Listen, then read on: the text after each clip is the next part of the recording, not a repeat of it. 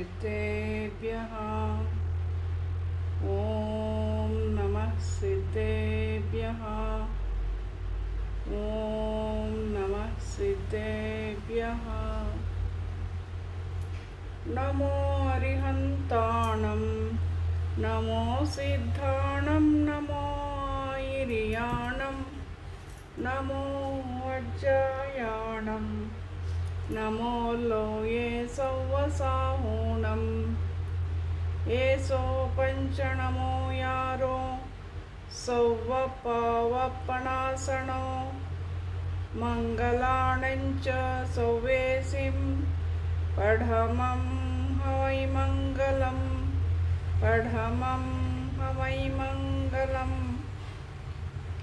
झेलाथा श्री गौतम गुरुने वीर प्रभु के वाणी को सूत्र रहे गुरु परंपरा नमन करु जिन वाणी को चर्चा त्रेपन भाव की कर लो भाव विशुद्धि पाने को भाव सदा परिशुद्ध रहे बस आत्म वैभव पाने को भाव सदा परिशुद्ध रहे बस आत्म वैभव पाने को। पंच परमेष्टि भगवान की जय। जिनवाणी माता की जय। आचार्य भगवान श्री विद्यासागर महामुनिराज की जय। आचार्य प्रवर श्री समय सागर जी मुनि महाराज की जय। परम पूज्य निर्यापक श्रमण मुनि श्री नियम सागर मुनि महाराज की जय। परम पूज्य श्री प्रशांत सागर मुनि महाराज की जय। समस्त आचार्य संघ की जय। परम पूज्य ಮುನಿಶ್ರೀ ಪ್ರಶಾಂತ ಸಾಗರ ಮಹಾರಾಜರಿಂದ ರಚಿಸಲ್ಪಟ್ಟಂತಹ 53 ಭಾವಗಳ ಚರ್ಚೆ ಅನ್ನುವ ಗ್ರಂಥವನ್ನು ನಾವು ಸ್ವಾಧ್ಯಾಯ ಮಾಡ್ತಾ ಇದ್ದೇವೆ. ಅದರಲ್ಲಿ ಜೀವದ ಅಸಾಧಾರಣವಾದಂತಹ 53 ಭಾವಗಳನ್ನ ಕುರಿತು ಚರ್ಚೆ ಮಾಡಿದ್ದಾರೆ. ಅವು ಮುಖ್ಯವಾಗಿ 5 ಭೇದಗಳನ್ನ ಹೊಂದಿದ್ದು 5 ಭೇದಗಳ ಉತ್ತರ ಭೇದಗಳೆಲ್ಲ ಸೇರಿ 53 ಭೇದಗಳಾಗ್ತವೆ. ಅಂದ್ರೆ ಔಪಶಮಿಕ, ಕ್ಷಾಯಿಕ, ಕ್ಷಾಯೋಪಶಮಿಕ, ಔದಯಿಕ, ಪಾರಿಣಾಮಿಕ, ಹೀಗೆ 5 ಭಾವಗಳ ಚರ್ಚೆ ಇಲ್ಲಿ ನಡೀತಾ ಇದೆ. ಇದರಲ್ಲಿ ವಿಶದವಾಗಿ ಮಾಡಿದ್ದಾರೆ. ಆಮೇಲೆ ನಾವು ಈಗ ಈ ಭಾವಗಳ ಲಕ್ಷಣಗಳು ಅಥವಾ ಅದರ ಸ್ವರೂಪವನ್ನ ತಿಳಿಯುವಂತಹ ಪ್ರಯತ್ನ ಮಾಡ್ತಾ ಇದ್ದೇವೆ. ಹಾಗಂದ್ರೆ ಏನು, ಆ ಭಾವಗಳ ಹೇಗೆ ಉತ್ಪತ್ತಿ ಆಗ್ತವೆ ಅನ್ನುವ ವಿಚಾರವನ್ನ ನೋಡ್ತಾ ಇವೆ, ಅಥವಾ ಆ ಭಾವಗಳು ಅಂದರೆ ಏನು ಅನ್ನುವಂತ ವಿಷಯವನ್ನ ನೋಡ್ತಾ ಇದ್ದೇವೆ. ಔಪಶಮಿಕ ಭಾವ, ಕ್ಷಾಯಿಕ ಭಾವ, ಕ್ಷಾಯೋಪಶಮಿಕ ಭಾವಗಳ ಬಗ್ಗೆ ಸ್ವಲ್ಪ ತಿಳಿದಂತಾಗಿದೆ. ಈಗ ಔದಯಿಕ ಭಾವವನ್ನ ಕುರಿತು ಚರ್ಚೆ ನಡೀತಾ ಇದೆ. ಔದಯಿಕ ಭಾವದಲ್ಲಿ 21 ಭೇದಗಳನ್ನ ಹೇಳಿದ್ದಾರೆ. 21 ಭೇದಗಳ ಪೈಕಿ ಮೊದಲಿಗೆ 4 ಗತಿಗಳ ಭಾವಗಳನ್ನ ಹೇಳಿದ್ದಾರೆ. ಗತಿ ಔದಯಿಕ ಭಾವವನ್ನ ಹೇಳಿದ್ದಾರೆ. ನರಕಗತಿ, ತಿರ್ಯಂಚಗತಿ, ಮನುಷ್ಯಗತಿ, ದೇವಗತಿ. ಈ ಗತಿಗಳಿಗೆ ಸಂಬಂಧಪಟ್ಟ ಭಾವಗಳ ಉತ್ಪನ್ನವಾಗುವುದರಿಂದಲೇ ಆ ಗತಿಗಳ ಉದಯವಾಗ್ತದೆ. ಅನ್ಯಥಾ ಯಾವುದೂ ಕೂಡ ಇಲ್ಲ. ಮತ್ತೆ ನಾವು ಗತಿಗಳನ್ನ ಎಲ್ಲಾ ಸಮಯದಲ್ಲೂ ಕಟ್ಕೋತಾ ಇದ್ದೇವೆ. ಆಯು ಕರ್ಮ ಒಂದನ್ನ ಬಿಟ್ಟು ಉಳಿದ 7 ಕರ್ಮಗಳ ಬಂಧ ನಿರಂತರ ಆಗ್ತಿದೆ ಅನ್ನೋದು ಕೂಡ ಸತ್ಯ ಇದೆ. ಅದರಲ್ಲಿ ನಾಮಕರ್ಮವೂ ಒಂದು. ಆ ಗತಿಗಳ ಕೂಡ ನಾಮಕರ್ಮದ ಭೇದಗಳಾಗಿವೆ. ಅವು ಔದಯಿಕ ಭಾವ ಅನ್ನಿಸ್ಕೊಂಡಿವೆ. ಈ ಭಾವಗಳನ್ನ ಮೊದಲು ಯಾವ ಗತಿಯನ್ನ ನಾವು ಆಕ್ಟಿವ್ ಮಾಡ್ಬೇಕಲ್ಲ, ಆ ರೀತಿಯ ಭಾವಗಳ ಮೂಲಕ ಇಲ್ಲಿ ಕಾರ್ಯಗಳು ನಡೀತವೆ. ನಾನು ಕ್ರೂರ ಸ್ವಭಾವಗಳನ್ನ ಹೆಚ್ಚು ಆಕ್ಟಿವ್ ಮಾಡಿಕೊಂಡರೆ ಯಾವ ಗತಿ ಭಾವ ಆಕ್ಟಿವ್ ಆಗುತ್ತೆ ಅಥವಾ ಯಾವ ಗತಿ ಆಕ್ಟಿವ್ ಆಗುತ್ತೆ? ನರಕ ಗತಿ ಆಗುತ್ತೆ. ನಾನು ತೀವ್ರ ಮಾಯಾಚಾರ ಭಾವಗಳನ್ನ ಇಲ್ಲಿ ಜಾಗೃತಗೊಳಿಸಿದರೆ ಜಗತಿ ಆಗುತ್ತೆ. ಆಮೇಲೆ ಸ್ವಲ್ಪ ಮಾನಕಷಾಯ ಮತ್ತು ಸ್ವಾಭಿಮಾನ ಮತ್ತು ಮೃದು ಸ್ವಭಾವ ಎರಡನ್ನೂ ಬೆಳೆಸಿಕೊಂಡರೆ ಯಾವುದು ಆಕ್ಟಿವ್ ಆಗುತ್ತೆ? ಸ್ವಲ್ಪ ಸರಳ ಸ್ವಭಾವ, ವ್ರತಾದಿಗಳಲ್ಲಿ ಸ್ವಲ್ಪ ಇಚ್ಛೆ ಅಥವಾ ಆಚರಣೆ, ದೇವಗತಿ. Very good. ಈ ರೀತಿ 4 ಗತಿಗಳಿಗೆ ಕಾರಣವಾದ ಭಾವಗಳನ್ನ ಜಾಗೃತಗೊಳಿಸಿಕೊಂಡ ಮೇಲೇನೆ ಆ ಗತಿಗಳು ಉದಯಕ್ಕೆ ಬರ್ತವೆ. ಆ ಗತಿ ಬಂದ ಮೇಲೆ ನಾವು ಆ ಭಾವಗಳನ್ನ ಮಾಡೋದಿಲ್ಲ. ಅದು ಬಂದ ಮೇಲೆ ಮಾಡೋದು ಅದು ಬೇರೆ ವಿಷಯ, ಅದು ಕೂಡ ಉದಯಕ ಇರ್ತದೆ. ಆದ್ರೆ ಅವುಗಳನ್ನ ಯಾವ ಗತಿ ನಮಗ್ ಬೇಕಾದನ್ನ ಸೆಲೆಕ್ಟ್ ಮಾಡೋರು ಯಾರು? ನಾವೇ ಸೆಲೆಕ್ಟ್ ಮಾಡ್ತೇವೆ. ತಿಳಿದು ಇದು ಔದೈಕ ಭಾವ, ಗತಿ ಔದೈಕ ಭಾವ ಇದೆ. ಇನ್ನು ಇದಾದ ಮೇಲೆ ಕಷಾಯ ಔದೈಕ ಭಾವಗಳನ್ನ ನೋಡಿದೆವು. ಕಷಾಯಗಳು ಕ್ರೋಧ ಕಷಾಯ ಔದೈಕ ಭಾವ, ಆಮೇಲೆ ಮಾನ ಕಷಾಯ ಔದೈಕ ಭಾವ, ಮಾಯಾ ಕಷಾಯ ಔದೈಕ ಭಾವ, ಲೋಭ ಕಷಾಯ ಔದೈಕ ಭಾವ. ಈ 4 ಕಷಾಯಗಳಿವೆ. ಇವುಗಳು ಕೂಡ ಇವುಗಳ ಕಾರಣದಿಂದ ಇನ್ನಷ್ಟು ಆ ಕರ್ಮಗಳ ಉದಯ ಆಗ್ತಿದೆ. ಚಾರಿತ್ರ ಮೋಹನೀಯ ಕರ್ಮದ ಬಂಧ ಮತ್ತು ಉದಯ ಎರಡು ಹೆಚ್ಚಾಗ್ತಿದೆ. ಆಮೇಲೆ ಕಷಾಯ ಆದ ಮೇಲೆ ಲಿಂಗ ಅಥವಾ ವೇದ, ವೇದ ಔದೈಕ ಭಾವದ ಭೇದಗಳನ್ನ ಹೇಳಿದ್ದಾರೆ.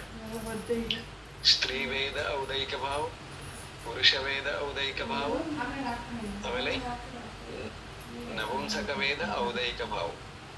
ಈ 3 ವೇದಗಳು ಕೂಡ ಔದೈಕ. ಇವುಗಳ ಕಾರಣದಿಂದ ಕರ್ಮದ ಉದಯ ಆಗ್ತಿದೆ. ಅದು ಇರುವ ಕಾರಣದಿಂದ ಈ ಭಾವಗಳು ಬರ್ತಾ ಇವೆ. ಅದಕ್ಕಾಗಿ ಅಥವಾ ಇವುಗಳ ಈ ವೇದದ ಕಾರಣ, ಈ ಭಾವದಲ್ಲಿ ಅದು ಇರೋದ್ರಿಂದನೇ ಕಾರ್ಯದಲ್ಲಿ ಅದನ್ನ ಮಾಡ್ತೇವೆ, ಆ ರೀತಿ ವರ್ತನೆ ಮಾಡ್ತೇವೆ. ಇದು ಔದೈಕ ಭಾವ ಅನ್ನಿಸ್ಕೊಂಡಿದೆ. ಇವು 3 ಎಷ್ಟಾಯ್ತೆಲ್ಲ ಸೇರಿ 4 ಗತಿ, 4 ಕಷಾಯ, 3 ವೇದ, 11 ಆಯ್ತು. ಆಮೇಲೆ ಒಂದು ಮಿಥ್ಯಾತ್ವ ಅಥವಾ ಮಿಥ್ಯಾದರ್ಶನ ಅನ್ನುವಂಥದ್ದನ್ನು ನೋಡಿದ್ದೇವೆ. ಮಿಥ್ಯಾದರ್ಶನದಲ್ಲಿ ಒಂದು ಭೇದವನ್ನ, ಇಲ್ಲಿ ಔದೈಕದ ಕಾರಣ ಮಿಥ್ಯಾತ್ವ ಅನ್ನೋ ಕರ್ಮದ ಉದಯದಿಂದ ಆ ಮಿಥ್ಯಾತ್ವ ರೂಪ ಔದೈಕ ಭಾವವನ್ನ ಲೆಕ್ಕಕ್ಕೆ ತಗೋಬೇಕು. ಅಲ್ಲಿ ಭೇದ ಇತ್ಯಾದಿಗಳನ್ನ ತಗೊಳ್ಳೋದಲ್ಲ. ಹಾಗಾಗಿ ಇಲ್ಲಿ ಯಥಾರ್ಥವಾದ ಶ್ರದ್ಧಾನವಿಲ್ಲದ ಕಾರಣದಿಂದ ಏನು ಮಿಥ್ಯಾತ್ವ, ವಿಪರೀತವಾದ ಅಯಥಾರ್ಥ ಭಾವ ಉತ್ಪನ್ನ ಆಗ್ತಿದೆ, ಅದು ಮಿಥ್ಯಾತ್ವ ಇದೆ. ಮಿಥ್ಯಾತ್ವ ಅಂದ್ರೆ ಅಯಥಾರ್ಥವಾಗಿರುವಂತಹ ವಿಷಯಗಳಲ್ಲಿ ನಂಬಿಕೆ ಇಡುವುದು, ವಾಸ್ತವವಲ್ಲದ ವಸ್ತು ವಿಷಯಗಳಲ್ಲಿ ನಂಬಿಕೆ ಇಡುವುದು, ಅಹಿತಕಾರಕ ವಿಚಾರಗಳಲ್ಲಿ ಹೆಚ್ಚು ಮನಸ್ಸು ಹತ್ತುವುದು, ಇದೆಲ್ಲ ಮಿಥ್ಯಾದರ್ಶನದ ಕಾರಣದಿಂದ ಆಗ್ತದೆ. ಬರೀ ಅದನ್ನ ನಾವು ಒಂದು ವಿಚಾರದಲ್ಲಿ ಹತ್ತುವುದಲ್ಲ, ಎಲ್ಲಾ ತತ್ವಗಳಲ್ಲಿ ಯಾವುದು ಹಿತಕಾರಕ ತತ್ವ ಇದೆ ಅಲ್ಲಿ ಎಲ್ಲೂ ನಮ್ಮ ಮನಸ್ಸು ಹತ್ತುವುದಿಲ್ಲ. ಎಲ್ಲೋ ಅಲ್ಪ ಸ್ವಲ್ಪ ಹತ್ತಿದಂಗಾದರೂ ಕೂಡ ಅದು ಬಹಳ ಸಮಯ ಇರೋದಿಲ್ಲ. ಮತ್ತೆ ಒಂದಿಷ್ಟು ಗಾಳಿ ಬೀಸ್ತು ಅಂತಂದ್ರೆ ಆ ಗಾಳಿಗೆ ವಾಲಿ ಬಿಡ್ತೇವೆ, ಹೀಗಾಗ್ತದೆ. ಇದನ್ನ ಏನಂತ ಹೇಳಿದ್ರು? ಮಿಥ್ಯಾತ್ವ ಔದೈಕ ಭಾವ ಅಂತ ಕರೆದಿದ್ದಾರೆ. ತತ್ವಾರ್ಥದಲ್ಲಿ ಶ್ರದ್ಧೆ ಇಲ್ಲದಿರುವಂತೆ ಆಗುವ ಭಾವ, ಇದು ಮಿಥ್ಯಾತ್ವ ಔದೈಕ ಭಾವ. ಇಲ್ಲಿ ತನಕ ಆಗಿತ್ತು. ಮುಂದಿನ ವಿಷಯವನ್ನ ಗ್ರಂಥದ ಅನುಸಾರ ಒಂದು ಅಜ್ಞಾನ ಔದೈಕ ಭಾವ. ಜ್ಞಾನಾವರಣೀಯ ಕರ್ಮದ ಉದಯದಿಂದ ಅಜ್ಞಾನವು ಉಂಟಾಗುವುದು ಮತ್ತು ಈ ಅಜ್ಞಾನದ ಅವಸ್ಥೆಯಲ್ಲಿ ಉಂಟಾಗುವ ಜೀವಿಯ ಭಾವಗಳಿಗೆ ಅಜ್ಞಾನ ಔದೈಕ ಭಾವ ಎನ್ನುವರು.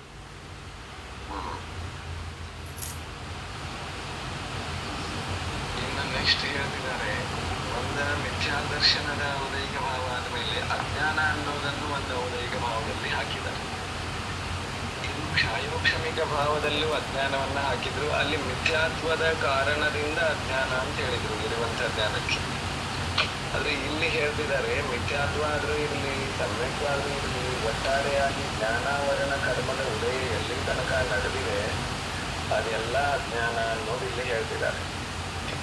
ಆ ಜ್ಞಾನಾವರಣ ಕರ್ಮ ಇರುವ ತನಕ ಏನು ಭಾವ ಇದೆ, ಆ ಭಾವದ ಕಾರಣದಿಂದಲೇ ಜ್ಞಾನಾವರಣ ಕರ್ಮ ಇನ್ನೂ ಇದೆ.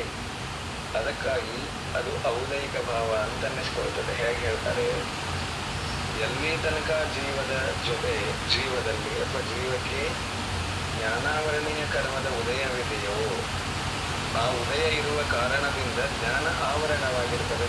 ಅಂದರೆ ಜ್ಞಾನ ಸಂಪೂರ್ಣ ಪ್ರಕಟವಾಗಿರುವುದಿಲ್ಲ. ಆ ಅವಸ್ಥೆಯಲ್ಲಿ ಜೀವಕ್ಕೆ ಕೇವಲ ಜ್ಞಾನ ಇರುವುದಿಲ್ಲ.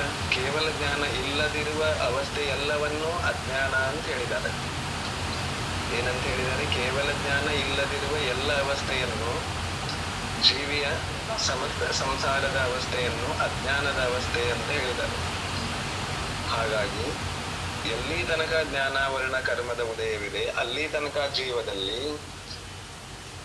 ಅಜ್ಞಾನ ಔದೈಕ ಭಾವ ಇರುತ್ತದೆ. ತಿಳಿದು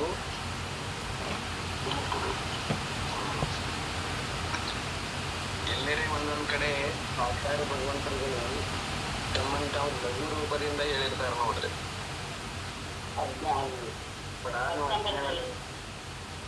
ನಾನು ಅಜ್ಞಾನಿ, ಮೂರ್ಖದಲ್ಲಿ ಮೂರ್ಖ ಅಂತೆಲ್ಲ ಹೇಳಿರ್ತಾರೆ. ಯಾವ ಅಪೇಕ್ಷಾದಿಂದ ಅಂತಂದ್ರೆ ಕೇವಲ ಜ್ಞಾನ ಆಗದಿರುವ ಅಪೇಕ್ಷಾದಿಂದ ಅಂತ ತಿಳ್ಕೋಬೇಕು. ಅವ್ರು ನಮಗಿಂತ ದೊಡ್ಡರು ಅಂತ ತಿಳ್ಕೋಬಾರ್ದು.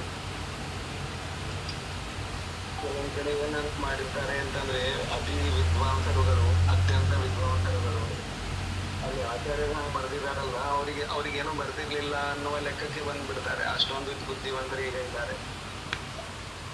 ಹಾಗಲ್ಲ, ಎಷ್ಟು ಮಹಾನ್ ಜ್ಞಾನಿ ಇರ್ತಾರಲ್ಲ ಅವರಲ್ಲಿ ಅಷ್ಟು ಸರಳತೆ ಇರ್ತದೆ. ಮ್ಯೂಟ್ ಮಾಡ್ಕೊಡ್ರಿ.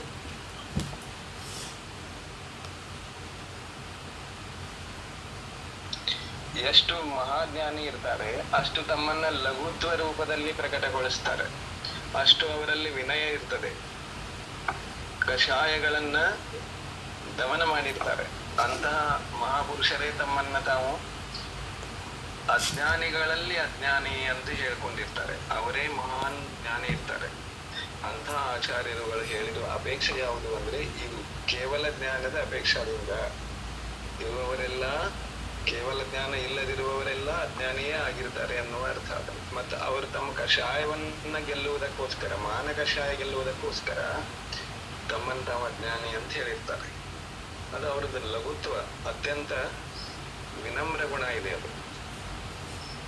ಹಾಗಾಗಿ ಇಲ್ಲಿ ಅಜ್ಞಾನ ಅಂದ್ರೆ ಕೇವಲ ಜ್ಞಾನ ಆಗದಿರುವ ಅವಸ್ಥೆ ಎಲ್ಲವೂ ಅಜ್ಞಾನದ ಅವಸ್ಥೆ. ಇದು ಯಾವ ಕಾರಣದಿಂದ? ಜ್ಞಾನಾವರಣೀಯ ಕರ್ಮದ ಉದಯ ಇದೆ. ಇದಕ್ಕೆ ಕಾರಣವಾದ ಭಾವ ನಮ್ಮಲ್ಲಿರುವುದರಿಂದ ಅದು ಅಜ್ಞಾನ ಉದಯಿಕ ಭಾವ ಅಂತ ಅನ್ನಿಸ್ಕೊಳ್ತದೆ.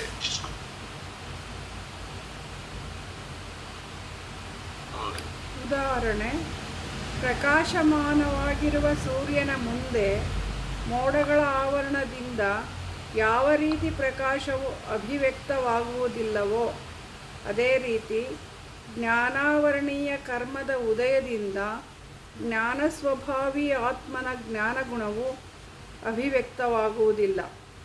ಅದುವೇ ಅಜ್ಞಾನವೆನಿಸುತ್ತದೆ. ಮತ್ತು ಆ ಅಜ್ಞಾನ ಭಾವವು ಜ್ಞಾನಾವರಣ ಕರ್ಮದ ಉದಯದಿಂದ ಉಂಟಾಗುವ ಕಾರಣ ಅದನ್ನು ಔದೈಕ ಭಾವವೆಂದು ಹೇಳಲಾಗುತ್ತದೆ. ಈ ಅಜ್ಞಾನ ಭಾವಕ್ಕೆ ಉದಾಹರಣೆ ಏನ್ ಕೊಡ್ತಾರೆ ಅಂತಂದ್ರೆ, ಹೇಗೆ ಪ್ರಕಾಶಮಾನವಾಗಿ ಬೆಳಕನ್ನ ಕೊಡುವಂತಹ ಸೂರ್ಯ ಇದ್ದಾನೋ, ಆ ಸೂರ್ಯನ ಕಿರಣಗಳ ಮುಂದೆ ಅಥವಾ ಸೂರ್ಯನಿಗೆ ಅಡ್ಡಲಾಗಿ ಮೋಡಗಳ ಆವರಣ ಹೇಗೆ ಆವರಿಸಿದಾಗ ನಮಗೆ ಸೂರ್ಯನ ಪ್ರಕಾಶ ನೇರವಾಗಿ ಅಥವಾ ಸರಳವಾಗಿ ಅಭಿವ್ಯಕ್ತವಾಗುವುದಿಲ್ಲವೋ, ಅಂದ್ರೆ ಪ್ರಕಟವಾಗುವುದಿಲ್ಲವೋ, ಸೂರ್ಯನು ನಮಗೆ ಕಾಣಿಸುವುದಿಲ್ಲವೋ, ಹಾಗೇನೆ ಈ ಜೀವಕ್ಕೆ ಅಥವಾ ಜ್ಞಾನ ಸ್ವಭಾವಿ ಮುಖ್ಯ ಲಕ್ಷಣವಾಗಿರುವಂತಹ ಜ್ಞಾನ ದರ್ಶನ ಗುಣದ ಚೈತನ ಸ್ವಭಾವಿಯಾದಂತಹ ಯಾವ ಜೀವ ಆತ್ಮನಿದ್ದಾನೋ ಅವನಿಗೆ ತನ್ನ ಸ್ವಭಾವದ ಕುರಿತು ಜ್ಞಾನವಾಗದಿರುವಂತೆ, ಜ್ಞಾನ ಗುಣವು ಪ್ರಕಟವಾಗದಿರುವಂತೆ, ಕೇವಲ ಜ್ಞಾನವು ಪ್ರಕಟವಾಗದಿರುವಂತೆ ಜ್ಞಾನಾವರಣೀಯ ಕರ್ಮ ಏನ ಆ ಜ್ಞಾನ ಗುಣವನ್ನ ಆವರಿಸಿದೆಯೋ, ಆ ಆವರಿಸಲಿಕ್ಕೆ ಏನು ಕಾರಣವಾದಂತಹ ಭಾವಗಳಿದಾವೋ ಅದು ಅಜ್ಞಾನ ಭಾವಗಳು ಅಂತ ಅನಿಸ್ತವೆ. ಆದ್ರೆ ಕೇವಲ ಜ್ಞಾನ ಆಗಿಲ್ಲ ಅಂತಂದ್ರೆ ಅದು ಅಜ್ಞಾನ ಅನಿಸ್ತು. ಕೇವಲ ಜ್ಞಾನ ಆಗದೆ ಇರುವಂತೆ ಯಾವ ಭಾವ ನಮ್ಮಲ್ಲಿ ನಡೀತಾ ಇದೆ ಅದು ಅಜ್ಞಾನ ಭಾವ ಅಂತ ಅನ್ನಿಸ್ಕೊಳ್ತದೆ. ಹಾಗಾಗಿ ಇಲ್ಲಿ ಇದರ ಉದಯವನ್ನ ಕೊಟ್ಟಿದೆ. ಮತ್ತೆ ಈ ಅಜ್ಞಾನ ಭಾವ ಇರುವುದರಿಂದನೇ ನಮ್ಮಲ್ಲಿ ಜ್ಞಾನಾವರಣ ಆವರಣ ಇರ್ತದೆ. ಆ ಜ್ಞಾನಾವರಣ ಸ್ವಂತ ಬುದ್ಧಿಯಿಂದ ನಮ್ಮನ್ನೇನು ಹಿಡ್ಕೊಂಡಿಲ್ಲದು. ನಮ್ಮಲ್ಲಿ ಅದಕ್ಕೆ ಬೇಕಾಗುವ ಇಂಧನ ಇರೋದ್ರಿಂದನೇ, ಅದಕ್ಕೆ ನಾವು ಕರ್ಮಕ್ಕೆ ಊಟಕ್ಕೆ ಕೊಡ್ತಾ ಇರೋದ್ರಿಂದನೇ ಅದು ಕರ್ಮ ನಮ್ಮ ಹತ್ರ ಇದೆ. ನಾವು ಕರ್ಮಕ್ಕೆ ಊಟ ಕೊಡೋದನ್ನು ಬಿಟ್ಟೆವು ಅಂತಂದ್ರೆ ಕರ್ಮ ನಮ್ಮ ಹತ್ರ ಇರೋದೇ ಇಲ್ಲ, 1 ಸೆಕೆಂಡು ನಿಲ್ಲೋದಿಲ್ಲ. ಅಷ್ಟು ಪ್ರಾಮಾಣಿಕ ಇದೆ ಅದು. ಯಾವ ಕ್ಷಣ ಊಟ ಕೊಡೋದು ಬಿಡ್ತೇವೆ ಆ ಕ್ಷಣನೇ ಕರ್ಮ ಬಿಟ್ಟು ಹೋಗ್ತದೆ. ಹೀಗೆ ಆ ಅಜ್ಞಾನ ಭಾವದ ಕಾರಣದಿಂದ ನಮ್ಮಲ್ಲಿ ಜ್ಞಾನಾವರಣ ಕರ್ಮದ ಉದಯ ನಡೀತಾ ಇದೆ. ಆ ಕಾರಣದಿಂದ ಆ ಭಾವವನ್ನ ಔದೈಕ ಭಾವ ಅಂತ ಕರೆದಿದ್ದಾರೆ. ತಿಳಿತು?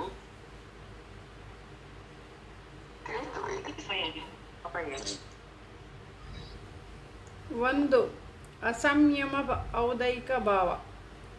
ಚಾರಿತ್ರ ಮೋಹನೀಯ ಕರ್ಮದ ಉದಯದಿಂದ ಆಗುವ ಹಿಂಸೆಯೇ ಮೊದಲಾದ ಪಾಪಗಳಲ್ಲಿ ಹಾಗೂ ಇಂದ್ರಿಯ ವಿಷಯಗಳಲ್ಲಿ ಪ್ರವೃತ್ತಿಯಾಗುವುದಕ್ಕೆ ಅಸಂಯಮ ಎನ್ನುವರು. ಮತ್ತು ಇಂಥ ಅಸಂಯಮ ಅವಸ್ಥೆಯಲ್ಲಿ ಉಂಟಾದ ಜೀವಿಯ ಭಾವಗಳಿಗೆ ಅಸಂಯಮ ಔದೈಕ ಭಾವ ಎನ್ನುವರು. ಅಜ್ಞಾನ ಭಾವ ಆದಮೇಲೆ ಮತ್ತು ಒಂದಿದೆ ಅಸಂಯಮ ಭಾವ, ಅದು ಕೂಡ ಒಂದಂತ ಹೇಳಿದ್ದಾರೆ.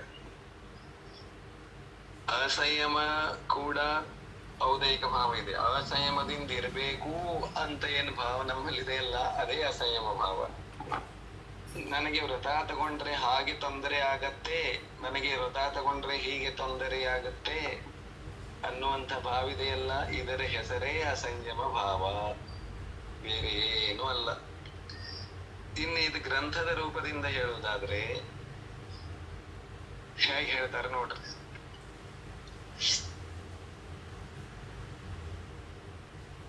ಯಾವ ಭಾವಗಳ ಕಾರಣದಿಂದ ನಮ್ಮಲ್ಲಿ ಚಾರಿತ್ರ ಮೋಹನೀಯ ಕರ್ಮದ ಉದಯವಾಗುತ್ತದೆಯೋ ಅಥವಾ ಚಾರಿತ್ರ ಮೋಹನೀಯ ಕರ್ಮದ ಉದಯದ ಕಾರಣದಿಂದ ಯಾವ ಭಾವಗಳು ನಮ್ಮಲ್ಲಿ ಉತ್ಪನ್ನವಾಗುತ್ತವೆಯೋ ಅಂತಹ ಜೀವದ ಭಾವಗಳ ಕಾರಣದಿಂದ ಚಾರಿತ್ರ ಮೋಹನೀಯ ಕರ್ಮದ ಉದಯ ಬಂದಿರುತ್ತದೆ. ಮತ್ತು ಇಂದ್ರಿಯ ವಿಷಯಗಳಲ್ಲಿ ಸ್ವೇಚ್ಛಾಚಾರ ಅಂದ್ರೆ ಇಂದ್ರಿಯಗಳ ನಿಗ್ರಹ ಮಾಡುವ ಬದಲಾಗಿ ಇಂದ್ರಿಯಗಳ ಹೇಳಿದಂತೆ ನಮ್ಮ ಪ್ರವೃತ್ತಿಗಳು ನಡೀತವೆ. ಆ ಯಾವ ಕಾರ್ಯವಾಗುವಂತಹ ಭಾವ ನಮ್ಮಲ್ಲಿದೆ ಅಥವಾ ಆ ಅವಸ್ಥೆಯನ್ನ ಅಸಂಯಮ ಅವಸ್ಥೆ ಅಂತ ಕರೆದಿದ್ದಾರೆ. ಮತ್ತೆ ಇಂಥ ಅಸಂಯಮ ಆಗ್ಲಿಕ್ಕೆ ಅಥವಾ ಅಸಂಯಮ ಇರುವಾಗ ಏನು ಭಾವ ನಮ್ಮಲ್ಲಿ ಇರ್ತಾವಲ್ಲ, ಆ ಭಾವಗಳನ್ನೇ ಅಸಂಯಮ ಭಾವ ಅಂತ ಕರೆದಿದ್ದಾರೆ. ಒಟ್ಟಾರೆಯಾಗಿ ಶಾರ್ಟ್ಕಟ್ ದಲ್ಲಿ ಅಸಂಯಮ ಭಾವ ತಿಳ್ಕೊಳ್ಳೋದಾಯ್ತು ಅಂತಂದ್ರೆ, ನನಗೆ ತ್ಯಾಗ ಮಾಡೋದು ಬೇಡ, ಇದೇ ಅಸಂಯಮ ಭಾವ ಶಾರ್ಟ್ಕಟ್ ದಲ್ಲಿ. ಏನನ್ನು ಆಂತರಿಕವಾಗಿಯೂ ತ್ಯಾಗ ಮಾಡೋದಿಲ್ಲ, ಬಾಹ್ಯದಲ್ಲೂ ತ್ಯಾಗ ಮಾಡೋದಿಲ್ಲ. ಒಂದು ವೇಳೆ ಆಂತರಿಕವಾಗಿ ತ್ಯಾಗ ಮಾಡೋದಿಲ್ಲ ಅಂದ್ರೆ ಬಾಹ್ಯದಲ್ಲಿ ಕೆಲವೊಂದು ಜೀವಗಳು ಬಿಡ್ತಿರ್ತವೆ. ಅದು ಹೇಗೆ ಇದ್ರೂ ನಿಜವಾಗ್ಲೂ ತ್ಯಾಗ ಎಲ್ಲಿಂದ ಇದ್ದೆ ಆಂತರಿಕವಾಗಿ ನಡೀತದೆ. ಅಂತರಂಗದಲ್ಲಿ ಯಾವುದೇ ಕಷಾಯಗಳನ್ನು ತ್ಯಾಗ ಮಾಡುವ ಇಚ್ಛೆ ಇಲ್ಲ, ಬಾಹ್ಯದಲ್ಲಿ ವಸ್ತುಗಳನ್ನು ಬಿಡುವ ಇಚ್ಛೆ ಇಲ್ಲ. ಇದೇ ಅಸಂಯಮ ಭಾವ, ಮತ್ತಿನ್ನೇನೂ ಅಲ್ಲ. ತಿಳಿತು? ತಿಳಿದು ಬಂದಿದೆ. ಹ್ಮ್. ಅಸಂಯಮ ಅಂದ್ರೆ ಲೋಭನೂ ಹೋಗಬಹುದಲ್ವಾ ಮಹೇಶ್? ಎಲ್ಲಾ ಕಷಾಯಗಳು ಅದೇ ಲೋಭ ಕಡಿಮೆ ಆದಾಗ್ಲೇನೆ ಸಂಯಮದಲ್ಲಿ ದಾರಿ ಸಿಗುತ್ತೆ. ಅಂದ್ರೆ ಲೋಭ ಎಷ್ಟೆಷ್ಟು ಕಡಿಮೆ ಆಗ್ತದೆ ಅಷ್ಟಷ್ಟು ಕ್ರೋಧ ಮಾನ ಮಾಯ ಇವು ಕಡಿಮೆ ಆಗ್ತವೆ. ಅದು ಬಾಸ್ ಇದೆ, ಲೋಭ ಇದ್ದ ಬಾಸ್.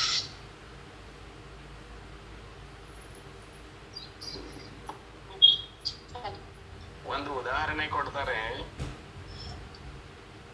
ಸಂಯಮದ ಬಗ್ಗೆ ಒಂದು ಉದಾಹರಣೆ ಕೊಡ್ತಾರೆ. ಏನ್ ಕೊಡ್ತಾರೆ ಅಂದ್ರೆ ಉದಾಹರಣೆ ಅಲ್ಲ, ಅದು ಸಿದ್ಧಾಂತ ಇದೆ. ಅಂದ್ರೆ ಈ ಕರ್ಮಗಳ ಯಾವ ರೀತಿ ನಮ್ಮಲ್ಲಿ ಅಟ್ಯಾಕ್ ಮಾಡ್ತವೆ ಅಂತಂದ್ರೆ, ಈಗ ನನಗೆ ದೀಕ್ಷೆ ತೆಗೆದುಕೊಳ್ಳುವ ಅಂದ್ರೆ ಮಹಾರಥಿ ಅಥವಾ ಸಂಯಮಿ ಆಗುವಂತ ಭಾವ ಇದೆ.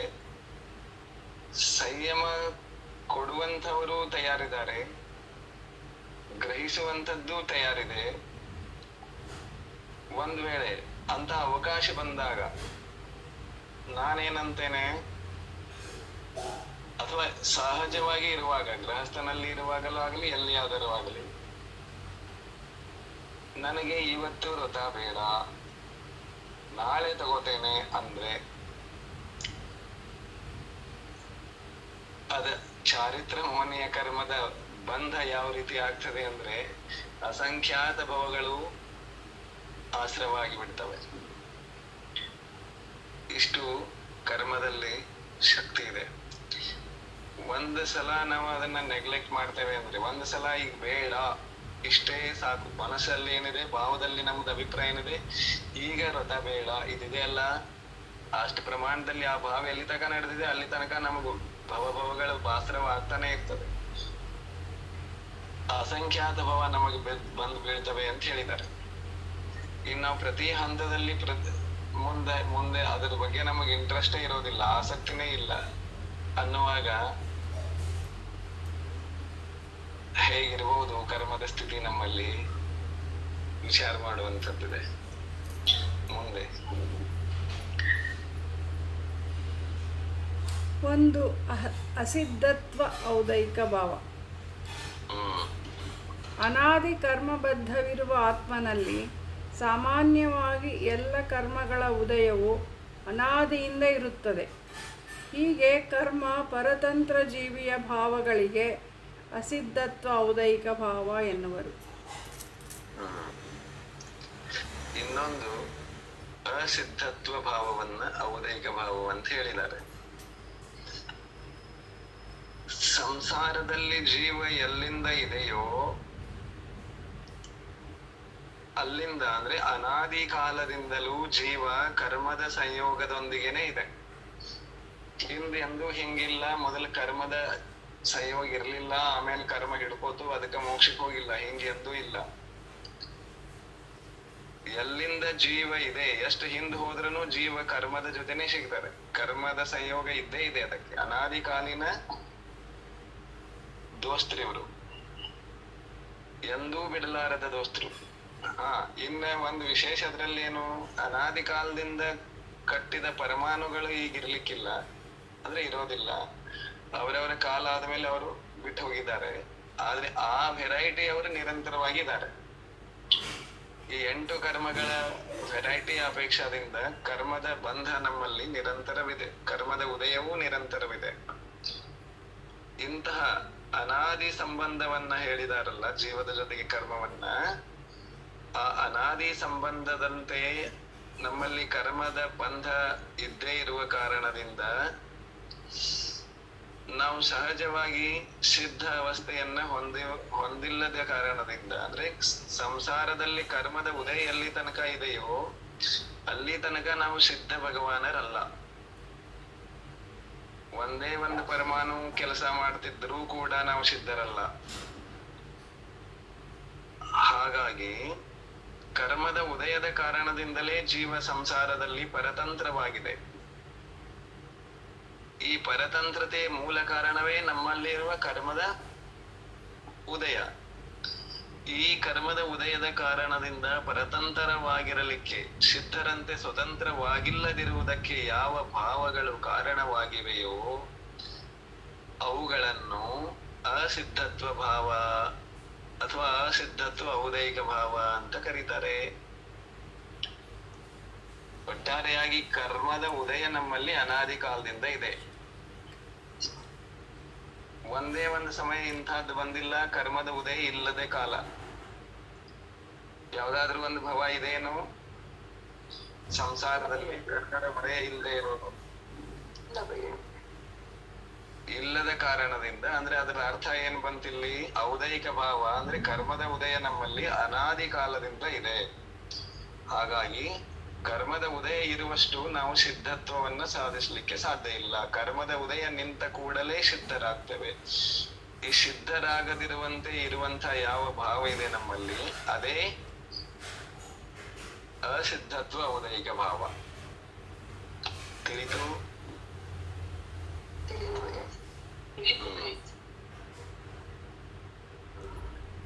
6 ಲೇಷ್ಯಾೌದೈಕ ಭಾವ. ಕಷಾಯದ ಉದಯದಿಂದ ಅನುರಂಜಿತವಾದ ಯೋಗ ಪ್ರವೃತ್ತಿಗೆ ಲೇಷ್ಯ ಎನ್ನುವರು. ಹಾಗೂ ಕಷಾಯ ಮತ್ತು ಯೋಗ ಸದ್ಭಾವದಿಂದ ಉಂಟಾಗುವ ಜೀವಿಯ ಭಾವಗಳಿಗೆ ಲೇಷ್ಯ ಔದೈಕ ಭಾವ ಎನ್ನುವರು.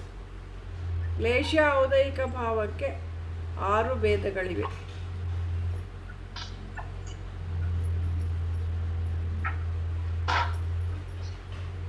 ಪೂರ್ತಿ ಓದ್ಲಾ? ಲೇಷ ಔದೈಕ ಭಾವಗಳಲ್ಲಿ ಲೇಷಗಳು ಕೂಡ ಔದೈಕ ಭಾವ ಅಂತ ಅನಿಸ್ಕೊಂಡಿವೆ. ಈ ಲೇಷ ಅಂದ್ರೆ ಏನು? ಲೇಷ ಅಂತಂದ್ರೆ ಕಷಾಯಗಳ ಕಾರಣದಿಂದ ಅಥವಾ ಕಷಾಯಗಳ ನಿಮಿತ್ತದಿಂದ, ಉದಯದಿಂದ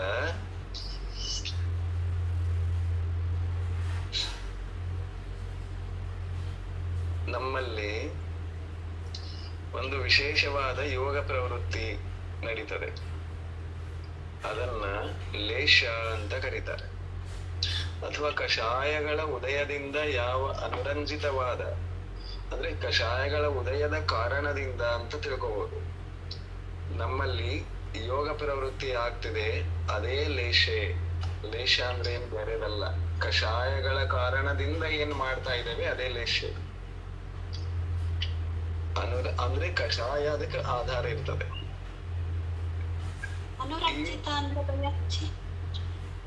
ಅದೇ ಅವುಗಳಿಂದ ಪ್ರಭಾವಿಸಲ್ಪಟ್ಟು ಅವುಗಳಿಗೆ ಅನುಸರಿಸಿದಂತೆ ಅಂತ ಅರ್ಥ ಬರ್ತದೆ. ಕಷಾಯಗಳಿಗೆ ಅಥವಾ ಕಷಾಯಗಳ ಉದಯದಿಂದ ಯಾವ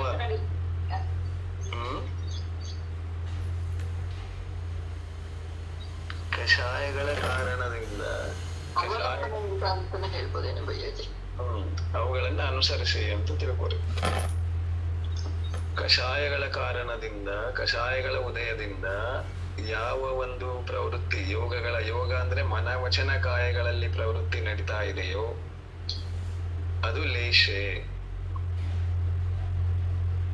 ಮತ್ತೆ ಈ ಯೋಗ ಮತ್ತು ಕಷಾಯ ಎರಡೂ ಇರುವಾಗ, ಅಥವಾ ಈ ಎರಡರ ಕಾರಣಗಳಿಂದ ಈ ಜೀವದಲ್ಲಿ ಯಾವ ಭಾವಗಳು ಉತ್ಪನ್ನ ಆಗ್ತಾ ಇದೆ ಅವುಗಳನ್ನ ಲೇಷ್ಯ ಉದೈಕ ಭಾವ ಅಂತ ಕರೀತಾರೆ.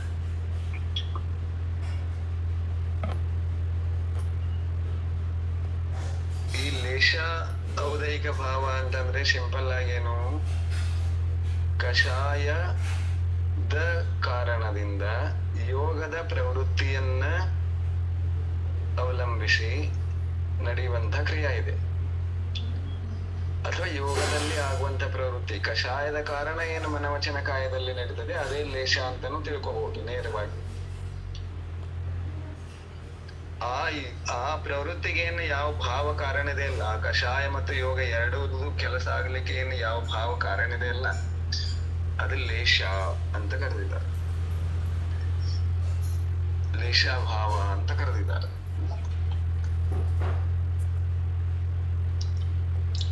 ಇನ್ನು ಈ ಲೇಷ ಭಾವಗಳು 6 ಪ್ರಕಾರದ್ದು ಅಂತ ಹೇಳಿದ್ದಾರೆ.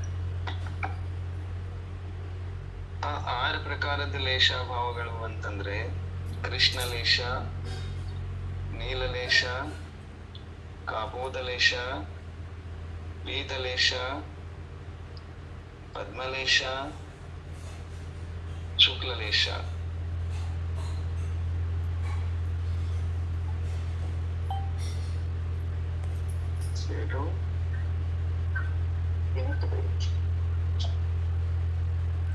ಕೃಷ್ಣಲೇಷ್ಯ ಔದೈಕ ಭಾವ. ತೀವ್ರ ಕೋಪವುಳ್ಳವರು, ಶತ್ರುತ್ವವನ್ನು ಬಿಡದೇ ಇರುವವರು, ಜಗಳಗಂಟಿತನದ ಸ್ವಭಾವದವರು, ಧರ್ಮ ಮತ್ತು ದಯೆಯಿಂದ ರಹಿತರು, ದುಷ್ಟ ಪ್ರವೃತ್ತಿಯುತರು ಇತ್ಯಾದಿ ಇವು ಜೀವಿಯ ಕೃಷ್ಣಲೇಷ್ಯ ಔದೈಕ ಭಾವದ ಲಕ್ಷಣಗಳಾಗಿವೆ. ಈಗ ಒಂದೊಂದಾಗಿ ಅವುಗಳ ಭಾವ ಹೆಂಗಿರ್ತಾವು, ಒಂದೊಂದು ಲೇಷಾದಲ್ಲಿ ಯಾವ ಭಾವಗಳು ಅಂದ್ರೆ ಯಾವ ರೀತಿಯ ಸ್ವಭಾವ ನಿರ್ಮಾಣ ಆಗಿರ್ತದೆ, ಜೀವದ ಪ್ರವೃತ್ತಿ ಹೆಂಗ್ ನಡೀತಿರ್ತದೆ ಅನ್ನೋದನ್ನ ಹೇಳ್ತಾರೆ. ಕೃಷ್ಣಲೇಷ ಭಾವ, ಔದೈಕ ಭಾವ. ಕೃಷ್ಣಲೇಷದಲ್ಲಿ ಜೀವ ಇದೆ, ಕೃಷ್ಣಲೇಷ ಭಾವ ನಡೀತಾ ಇದೆ ಅಂತಂದ್ರೆ ಅವರು ಅತ್ಯಂತ ಕೋಪ ಸ್ವಭಾವ ಉಳ್ಳವರಾಗಿರ್ತಾರೆ. ಆಗಿಂದಾಗ್ಲೇ ಸಿಟ್ಟು, ಹಿಂದೆ ಮುಂದೆ ಯಾರದಾರ ನೋಡಂಗಿಲ್ಲ ಅವರು. ನನ್ನ ಸಿಟ್ಟಿನ ಮುಂದೆ ನೀ ಏನೂ ಅಲ್ಲ ಅಂತ ಹೇಳ್ತಿರ್ತಾರ ಅವ್ರು. ನನ್ನ ಕ್ಷಮಾ ಮುಂದೆ ನೀ ಏನೂ ಅಲ್ಲ ಅಂತ ಅನ್ನಕ್ ಬರಂಗಿಲ್ಲ ಅವರು. ಏನಂತಿರ್ತಾರೋ, ನನ್ನ ಸಿಟ್ಟಿನ ಮುಂದೆ ನೀ ನನಗ್ ಸಿಟ್ಟು ಬಂತಂದ್ರ ಒಂದು 100 ಮಂದಿ ಹತ್ರ ಬರಂಗಿಲ್ಲ ಅವರು. ಹಿಂಗೆಲ್ಲ ಮಾತಾಡ್ತಿರ್ತಾರ. ಆಮೇಲೆ ಇವರು ಒಮ್ಮೆ ವೈರತ್ವ ಅದು ಶತ್ರುತ್ವವನ್ನ ಹಿಡಿದ್ರು ಅಂತಂದ್ರೆ ಸಹಜವಾಗಿ ಶತ್ರು ಭಾವವನ್ನು ಬಿಡಂಗಿಲ್ಲ ಇವರು.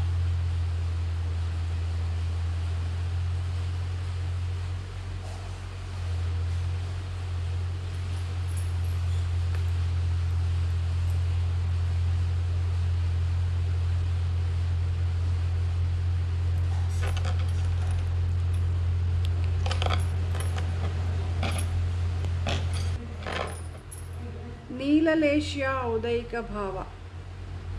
ಆಲಸಿ, ಮಂದಬುದ್ಧಿ, ಸ್ತ್ರೀಲೋಲಕ, ಪ್ರವಂಚಕ, ಅಂಜುಬುರುಕ, ಘಮಂಡಿ ಇವುಗಳೆಲ್ಲ ನೀಲಲೇಷ್ಯ ಔದೈಕ ಭಾವದ ಲಕ್ಷಣಗಳಾಗಿವೆ.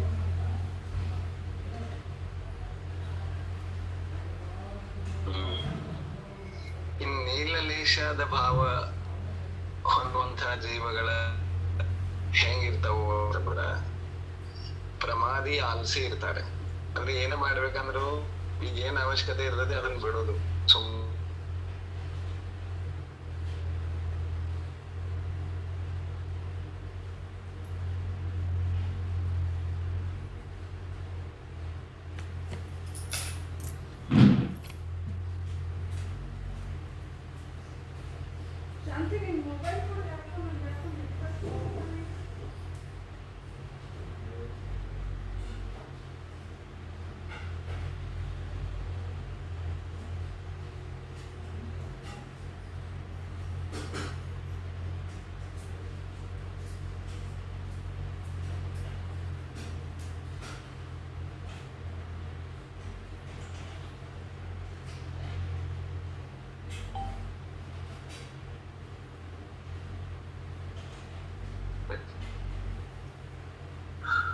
ಆಮೇಲೆ ಅವರು ಮೋಸ, ವಂಚನೆ, ಮಾಯಾಚಾರ ಇವೆಲ್ಲ ಅವರದ್ದು ಲಕ್ಷಣ ಆಗಿರ್ತಾವ. ಮತ್ತೆ ಇವ ಮೋಸ ವಂಚನೆ ಯಾರು ಮಾಡ್ತಿರ್ತಾರೆ ಅವ್ರು ಮೊದಲೇ ಹೇಡಿಗಳಾಗಿರ್ತಾರೆ, ಅಂದ್ರೆ ಅಂಜುಬುರುಕರಾಗಿರ್ತಾರೆ.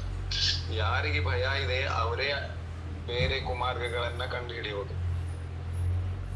ಮತ್ತೆ ಯಾರು ಅಂಜುಬುರುಕಿದ್ದಾರೆ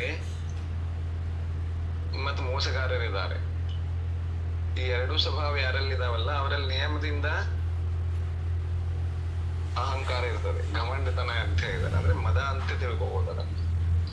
ಘಮಂಡಿ ಆಗಿರ್ತಾರೆ ಅಂದ್ರೆ ಇನ್ನೊಬ್ಬರದ್ದು ಹಿತಕಾರಕ ವಿಚಾರಗಳನ್ನ ಅವರು ಸ್ವೀಕರಿಸೋದೇ ಇಲ್ಲ. ಹೀಗೆ ಅಂದ್ರೆ ಹೈ ಲೆವೆಲ್ ಕ್ರೂರಿ ಅಂತೂ ಅಲ್ಲ, ಅಂದ್ರೆ ಸ್ವಭಾವದಲ್ಲಿ ಕೃಷ್ಣ ಲೇಸಿ ಅವರಿಗೆ ಹೋಲಿಸಿದ್ರೆ ಬಹಳ ಕಡಿಮೆ ಇದೆ. ಆದ್ರೆ ಮಾಯಾಶಾಬ್ದ ಪ್ರವೃತ್ತಿ ಇಲ್ಲಿ ಹೆಚ್ಚಾಗ್ತದೆ. ಘಮಂಡಿ ಅಂದ್ರೆ ಅಹಂಕಾರಿ ಇದ್ದಾರೆ, ಆದ್ರೆ ಒಳ್ಳೆ ಸ್ವೀಕರಿಸೋದಿಲ್ಲ, ಈ ರೀತಿ ಪ್ರವೃತ್ತಿ ಇರ್ತದೆ. ಇಂತಹ ಲಕ್ಷಣಗಳಿರುವಂತಹ ಜೀವನದ ಭಾವ ಯಾವುದಾಗಿರ್ತದೆ ಅಂತಂದ್ರೆ ನನ್ನಿನಲ್ಲಿ ಭಾವ ಆಗಿರ್ತದೆ. ತಿಳಿತು?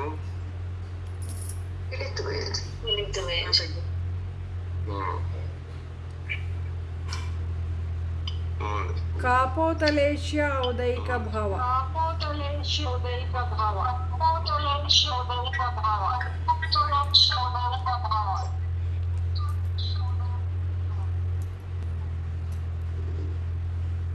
ಶೋಕಾಕುಲ ದುಃಖಾನ್ವಿತ ಸದಾ ದುಷ್ಟ ಅಸಂತೃಪ್ತ ಪರನಿಂದಕ ಆತ್ಮ ಪ್ರಶಂಸಕ ಸಂಗ್ರಾಮ ಅಂದರೆ ಗಲಭೆಗಳಲ್ಲಿ ಮುಂದೆ ಇರುವುದು, ಇವೆಲ್ಲ ಕಾಪೋತಲೇಶ್ಯ ಔದೈಕ ಭಾವದ ಲಕ್ಷಣಗಳಾಗಿವೆ. ಕೃಷ್ಣದಕ್ಕಿಂತ ಕ್ರೂರತೆ ನೀಲದವರಲ್ಲಿ ಕಡಿಮೆ ಇರ್ತದೆ, ನೀಲದವರಿಗಿಂತ ಕಾಪೋದವರಲ್ಲಿ ಕಡಿಮೆ ಇರ್ತದೆ. ಆದ್ರೆ ನೀಲಲೇಶ ಅವರದ್ದು ಒಂದು ಸ್ಪೆಷಾಲಿಟಿ ಏನು ಅಂದ್ರೆ ಮಾಯಾಚಾರ ಹೆಚ್ಚಿಗೆ ಇರ್ತದೆ. ಕೃಷ್ಣ ಲೇಶ ಅವರದ್ದು ಸ್ಪೆಷಾಲಿಟಿ ಏನು ಅಂದ್ರೆ ಕ್ರೂರತನ ಹೆಚ್ಚಾಗಿರ್ತದೆ. ಕಾಪೋದವರದು ಆ ಎರಡು ಹೈ ಲೆವೆಲ್ ಗಿಂತ ಎರಡೂದ್ರಲ್ಲಿ ಸ್ವಲ್ಪ ಕಡಿಮೆ ಇರ್ತದೆ, ಆದ್ರೆ ಇರ್ತದೆ. ಇವರ ಸ್ವಭಾವ ಹೆಂಗಿರ್ತದೆ ಅಂತಂದ್ರೆ ದುಃಖಿ, ಶೋಕ ಅದೇನಾಗಿರ್ತದೆ ಅದನ್ನ ತಿರ್ಗಾಮರ್ಗಿ ಅದನ್ನ ಅಳ್ಕೋತ್ಕೊಂಡಿರೋದು. ನನಗ್ ಹಂಗಾಯ್ತು, ನನಗ್ ಅವ್ರು ಹಿಂಗ್ ಮಾಡಿದ್ರು, ನನಗ್ ಹಿಂಗ್ ಮಾಡಿದ್ರು, ಇದನ್ನೇ ಬಡಬಡಿಸ್ಕೊಂಡ್ರು. ಆಮೇಲೆ ಇವ್ರದ್ದು ಮನಸ್ಥಿತಿ ಹೆಂಗಿರ್ತದೆ ಅಂತಂದ್ರೆ ಇವ್ರ ಭಾವಗಳು ಯಾವಾಗಲೂ ಇವ್ರಿಗೆ ಇಂಥದೊಂದು ಏನೋ ಒಂದು ನೀವು ಅವಕಾಶ ಅನುಕೂಲ ಮಾಡಿದ್ರಿ ಅಂತಂದ್ರೆ ಅವ್ರಿಗೆ ಸಮಾಧಾನವೇ ಆಗಿರೋದಿಲ್ಲ, ಅತೃಪ್ತಿ ಭಾವ ಇರ್ತದೆ ಇವರಿಗೆ. ಯಾವ ವಿಷಯಗಳಲ್ಲೂ ಅಂದ್ರೆ ಹಿತಕಾರಕ ಯಾವುದೇ ಒಂದು ಅವರಿಗೆ ಅದು ಬೇಡ ಅನಿಸಿತ್ತು ಅಂತಂದ್ರೆ ಅವರಿಗೆ ನೀವು ಬೇಕಾದಷ್ಟು ಅನುಕೂಲ ಮಾಡಿದ್ರು, ಉಪಕಾರ ಮಾಡಿದ್ರು, ಅವ್ರು ಅದನ್ನ ದುಷ್ಟತನದಿಂದಲೇ ಚಿಂತನೆ ಮಾಡ್ತಾರೆ. ಮತ್ತದು ಅತೃಪ್ತ ಭಾವವನ್ನ ಹೊಂದಿರುವಂತ ಭಾವದಲ್ಲಿ ಬರ್ತದೆ ಕಾಪೋತ ರಿಲೇಷನ್. ಇವರು ತಾವು ಏನೇ ಮಾಡಿರ್ತಾರಲ್ಲ ಅದನ್ನ ಸ್ವಲ್ಪ ಇದ್ರೂ ಬಹಳ ದೊಡ್ಡ ಕೆಲಸ ಮಾಡಿದೆ ಅಂತ ಮಂದಿ ಮುಂದೆ ಪ್ರಶಂಸೆ ಮಾಡ್ಕೋತಾರೆ. ಆಮೇಲೆ ಇನ್ನೊಬ್ಬರ ಅವರಿಗೆ ಏನೆಲ್ಲಾ ಉಪಕಾರ ಮಾಡಿದ್ರು ಆ ಉಪಕಾರ ಮಾಡಿದವರನ್ನೇ ಇವ್ರ ಕಾಲಲ್ಲಿ ಹಾಕಿ ತೊಳೆದು ಬಿಡ್ತಾರೆ. ಅಂತ ಸ್ವಭಾವ ಇರ್ತದೆ. ಅಂದ್ರೆ ಪರನಿಂದಕರಾಗಿರ್ತಾರೆ. ಪರನಿಂದೆ ಅಂದ್ರೆ ಇನ್ನೊಬ್ಬರನ್ನ ತೊಳೆದಂಗೆನೆ ಅದು. ಹಾಗಾಗಿ ಇವರು ತಮ್ಮನ್ನ ಹೊಗಳಿಕೊಳ್ಳುವ ಭರದಲ್ಲಿ ಬೇರೆಯವರಲ್ಲಿರೋ ಉತ್ತಮ ಗುಣಗಳನ್ನೆಲ್ಲ ನೆಲಕ್ಕೆ ಹಾಕಿ ತೊಳೆದು ಬಿಡ್ತಾರೆ. ಅಂತ ಸ್ವಭಾವದವರಾಗಿರ್ತಾರೆ. ಆಮೇಲೆ ಇವರಿಗೆ ಅಲ್ಲಿ ಇಲ್ಲಿ ಎಲ್ಲಾದ್ರೂ ಗಲಾಟೆ ಆಗ್ತಿತ್ತು, ಏನಾರೇ ಆಗ್ತಿತ್ತು ಅಂದ್ರೆ ಅದ್ರಲ್ಲಿ ಇವರು ಮುಂದೆ ಹೋಗಿರ್ತಾರೆ. ಅಂದ್ರೆ ಅದೇನು ಎತ್ತ ಎಲ್ಲ ಅವ್ರಿಗೆ ಇಂಟ್ರೆಸ್ಟ್, ಅದರಲ್ಲಿ ಆಸಕ್ತಿ.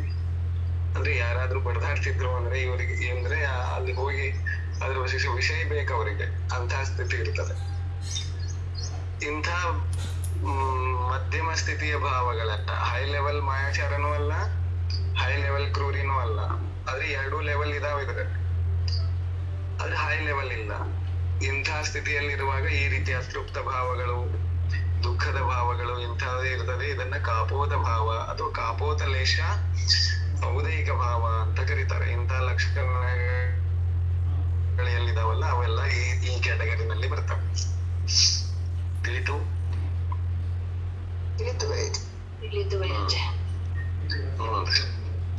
ಪೀತಲೇಶ್ಯ ಔದೈಕ ಭಾವ. ಪ್ರಬುದ್ಧ ಅಂದರೆ ಜಾಗೃತ, ಕರುಣಾಮಯಿ, ಯೋಗ್ಯಾಯೋಗ್ಯ ಕಾರ್ಯಗಳ ವಿಚಾರಕ, ಲಾಭಾಲಾಭದಲ್ಲಿ ಸಮಭಾವವುಳ್ಳವ ಇತ್ಯಾದಿ ಈ ಭಾವಗಳು ಪೀತಾಲೇಶ್ಯ ಔದೈಕ ಭಾವದ ಲಕ್ಷಣಗಳಾಗಿವೆ. ಇನ್ನು ಈ ಮೇಲೇನ್ ನಾವು ನೋಡಿದೆವು ಹಿಂದೆ, ಕೃಷ್ಣ, ನೀಲ, ಕಾಪೋದ ಇವು ಮೂವರನ್ನು ಅಶುಭ ಪ್ರವೃತ್ತಿ ಉಳ್ಳಂತಹ ಭಾವಗಳು ಅಂತ ಹೇಳ್ತಾರೆ. ಅಶುಭ ಅಂತ ಹೇಳಿದ್ದಾರೆ ಅವ್ರಿಗೆ. ಇವಾಗ ಪೀತಲೇಶ ಔದೈಕ ಭಾವ ಇದೆಲ್ಲ ಇದು ಶುಭ ಅಂತ ಹೇಳಿದ್ದಾರೆ. ಶುಭ ಆದ್ರೆ ಹೈ ಲೆವೆಲ್ ಶುಭ ಅಲ್ಲ, ಬಟ್ ಶುಭ ಇದೆ, ಕಡಿಮೆ ಶುಭ ಇದೆ, ಆದ್ರೆ ಅಶುಭ ಅಲ್ಲ. ಈ ಪೀತಲೇಶ ಆದವ್ರ ಸ್ವಭಾವ ಹೆಂಗಿರ್ತಾರೆ ಅಂದ್ರೆ ಇವರು ಸ್ವಾಭಿಮಾನಿ ಇರ್ತಾರೆ. ತಮ್ಮಷ್ಟಕ್ಕೆ ತಾವಿರ್ತಾರೋ, ಇನ್ನೊಬ್ಬರದು ಏನು ನಿಂದ ಅದೇನು ಮಾಡೋದಿಲ್ಲ, ದಯಾವಂತರು ಇರ್ತಾರೆ. ದುಃಖಿ ಜೀವಗಳನ್ನು ಕಂಡ್ರೆ ಇವರಿಗೆ ದಯಾ ಬರ್ತಿರ್ತದೆ, ಕರುಣ ಬರ್ತಿರ್ತದೆ. ಆಮೇಲೆ ಬುದ್ಧಿ ಹಿತಕಾರಕ ಕಾರ್ಯಗಳಲ್ಲಿ ಬುದ್ಧಿಯನ್ನ ಬಳಸುವಂತವರಾಗಿರ್ತಾರೆ. ಅಂದ್ರೆ ಒಳ್ಳೆ ಜ್ಞಾನಿ ಆಗಿರ್ತಾರೆ. ಒಳ್ಳೆ ಜ್ಞಾನಿ ಅಂದ್ರೆ ಹಿತವನ್ನ ಸಾಧಿಸುವುದರಲ್ಲಿ ಯಾರ ಬುದ್ಧಿ ಕೆಲಸ ಮಾಡ್ತದೆ ಅವರಿಗೆ ಪ್ರಬುದ್ಧ ಅಂತ ಕರೀತಾರೆ. ಅಂದ್ರೆ ಹಿತ ಅಹಿತ, ಯೋಗ್ಯ ಅಯೋಗ್ಯ, ಯಾವ ಕಾರ್ಯನ ಮಾಡ್ಬೇಕು, ಯಾವ ಕಾರ್ಯ ಮಾಡಬಾರ್ದು, ಇಂತಹ ವಿಚಾರಗಳಲ್ಲಿ ಇವರಿಗೆ ಸರಿಯಾಗಿ ತಿಳುವಳಿಕೆ, ವಿವೇಕದಿಂದ ಕಾರ್ಯ ಮಾಡ್ತಾರೆ. ಮತ್ತೆ ಇವ್ರಿಗೆ ಏನಾದ್ರೂ ನಷ್ಟ ಆಗ್ಲಿ ಲಾಭ ಆಗ್ಲಿ ಅದರಲ್ಲಿ ಇವರು ಬಹಳ ಅಷ್ಟೊಂದು ಕೋಲಾಹಲಕ್ಕೆ ಒಳಗಾಗಂಗಿಲ್ಲ. ಆದ್ರ ಆಯ್ತು ಮತ್ ಮುಂದೆ ಒಳ್ಳೇದಾಗ್ತದೆ ಅನ್ನುವಂಥ ಭಾವಕ್ಕೆ ಇರ್ತದೆ. ಇಂಥ ಏನು ಒಳ್ಳೆ ಒಳ್ಳೆ ಭಾವಗಳು, ಸ್ವಾಭಿಮಾನ ಸಂಬಂಧಿ ಭಾವಗಳು, ದಯಾ ಸಂಬಂಧಿ ಭಾವಗಳು ಏನು ಉಂಟಾಗುವಂತಹ ಸ್ಥಿತಿ ಇದೆ. ಮತ್ ಯಾವ ಕಾರ್ಯ ಮಾಡ್ಬೇಕು ಯಾವ ಕಾರ್ಯ ಮಾಡಬಾರದು ಇದರಲ್ಲೆಲ್ಲ ಚಿಂತನೆ ಮಾಡುವಂತವರಿದ್ದಾರೆ. ಇಂಥ ಜೀವರುಗಳನ್ನ ಈ ಭಾವಗಳು, ಈ ಭಾವಗಳು ಪೀತಲೇಶ ಔದೈಕ ಭಾವ ಅಂತ ಕರೆಸ್ಕೊಳ್ತವೆ.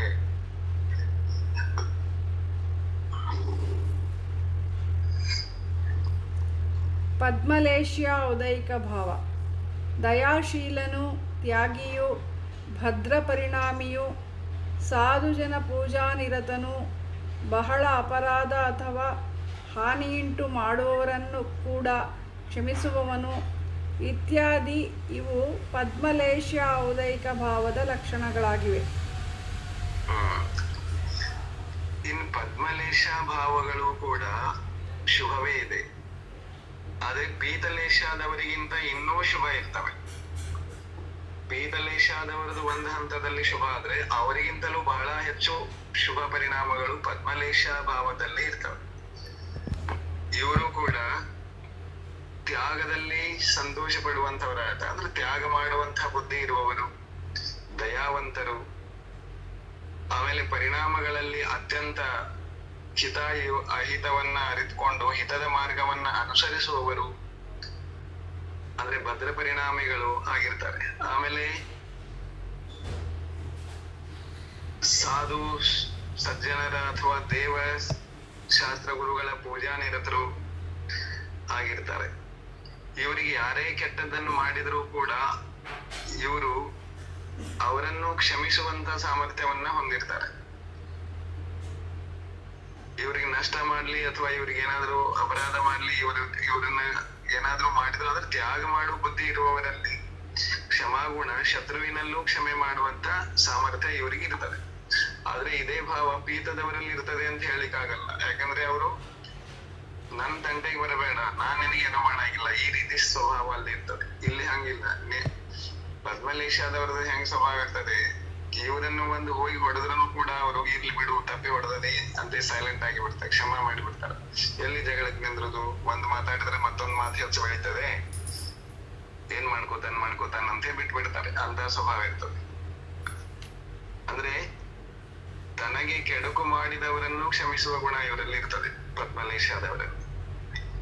ಇಂಥ ಉತ್ತಮ ಗುಣಗಳು ಪದ್ಮಲೇಶ ಔದೈಕ ಭಾವಗಳು ಅಂತ ಅನ್ಸ್ಕೊಂಡಿವೆ.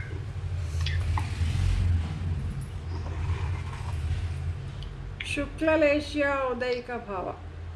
ಶತ್ರುಗಳ ದೋಷಗಳನ್ನೂ ಸಹ ಗಮನಿಸದಿರುವವ, ಪರ ಯಾರಲ್ಲಿಯೂ ರಾಗದ್ವೇಷ ಮತ್ತು ಸ್ನೇಹ ಇಲ್ಲದಿರುವವ, ಅತ್ಯಂತ ಮಂದಕಷಾಯವುಳ್ಳವ, ಯಾವಾಗಲೂ ಶುಭ ಯೋಗವುಳ್ಳವ ಇತ್ಯಾದಿ ಇವು ಶುಕ್ಲಲೇಶ್ಯ ಔದೈಕ ಭಾವದ ಲಕ್ಷಣಗಳಾಗಿವೆ.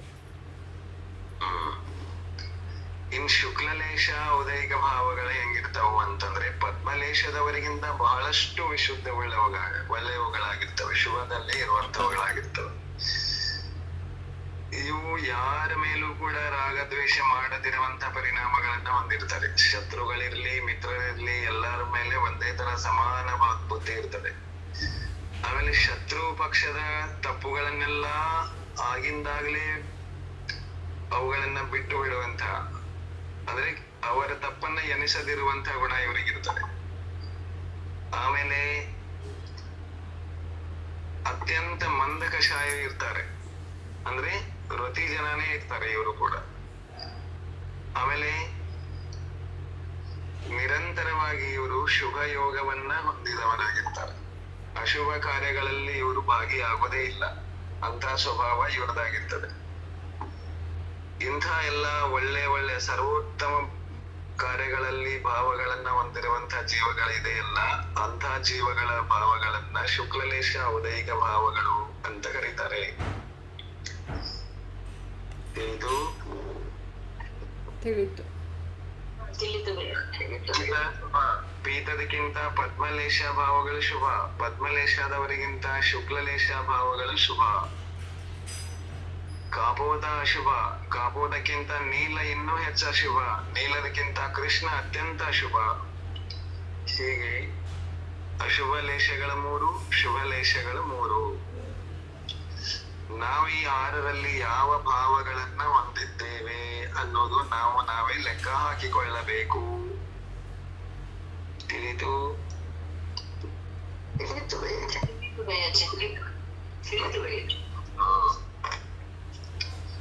ಹೀಗೆ 4 ಗತಿ, 4 ಕಷಾಯ, 3 ವೇದ, 1 ಮಿಥ್ಯಾದರ್ಶನ, 1 ಅಜ್ಞಾನ, 1 ಅಸಂಯಮ, 1 ಅಸಿದ್ಧತ್ವ, ಆಮೇಲೆ 6 ಲೇಶಗಳು ಎಲ್ಲಾ ಸೇರಿ 21 ಔದಯಿಕ ಭಾವಗಳ ಲಕ್ಷಣಗಳು ಹೀಗೆ ಇದೆ ಅಂತ ಹೇಳಿದ್ದಾರೆ. ಗತಿಗಳಿಗೆ ಶುಕ್ಲಲೇಶೆಯಲ್ಲಿ ಯಾರಲ್ಲಿಯೂ ರಾಗದ್ವೇಷ ಮತ್ತು ರಾಗದ್ವೇಷ ಓಕೆ, ಸ್ನೇಹನೂ ಇರಲ್ವಾ ಅವರಲ್ಲಿ? ಸ್ನೇಹ ಇಲ್ಲದಿರುವ ನೋಡ್ರಿ, ಸ್ನೇಹ ಇಲ್ಲದಿರುವ ಅಂತಂದ್ರೆ ಇವ್ ನಮ್ಮವ ಅಂತ ಹೇಳಿ ಅವಂಗೆ ಎಕ್ಸ್ಟ್ರಾ ಅವಕಾಶಗಳನ್ನ ಕೊಡುವಂತದ್ದೇನ್ ಬುದ್ಧಿ ಇರಂಗಿಲ್ಲ ಅವ್ರಿಗೆ. ಈಗ ಮುನಿ ಮಹಾರಾಜರು ಇದ್ದಾರೆ ಅಂತ ತಿಳ್ಕೊರಿ, ಅವರಿಗೆ ಪರಿಚಯಿತ ಇರ್ತಾರೆ. ಯಾವ್ದಾದ್ರು ಒಂದ್ ಊರಲ್ಲಿ 15-20 ದಿನ ನಿಂತರು ಅಂತಂದ್ರೆ ಯಾರಾದ್ರೂ ಒಬ್ಬ ವ್ಯಕ್ತಿ ಪರಿಚಯ ಆಗೇ ಆಗ್ತಾರೆ. ಹಾಗಂತ ಅವ್ರ ಮೇಲೆ ವಿಶೇಷವಾದ ಕಾಳಜಿ, ಉಳಿದವ್ರ ಮೇಲೆ ಅಸಡ್ಡೆ, ಈ ರೀತಿ ಭಾವ ಎಂದು ಬರಂಗಿಲ್ಲ ಅವ್ರಿಗೆ. ಆತರ ಮೋಹ ಬೆಳೆಸ್ಕೊಳ್ಳಲ್ಲ ಅಂತ. ಮೋಹ ಅದೇನ್ ಸ್ನೇಹ ಗುಣ ಇದೆ ಅಲ್ಲ, ನಮ್ಮವ ಅಂತ ಹೇಳಿ ಏನ್ ಅವ್ರು ಯಾರಿಗೆ ಪರಿಚಯ ಮಾಡಿಕೊಡೋರಿಲ್ಲ.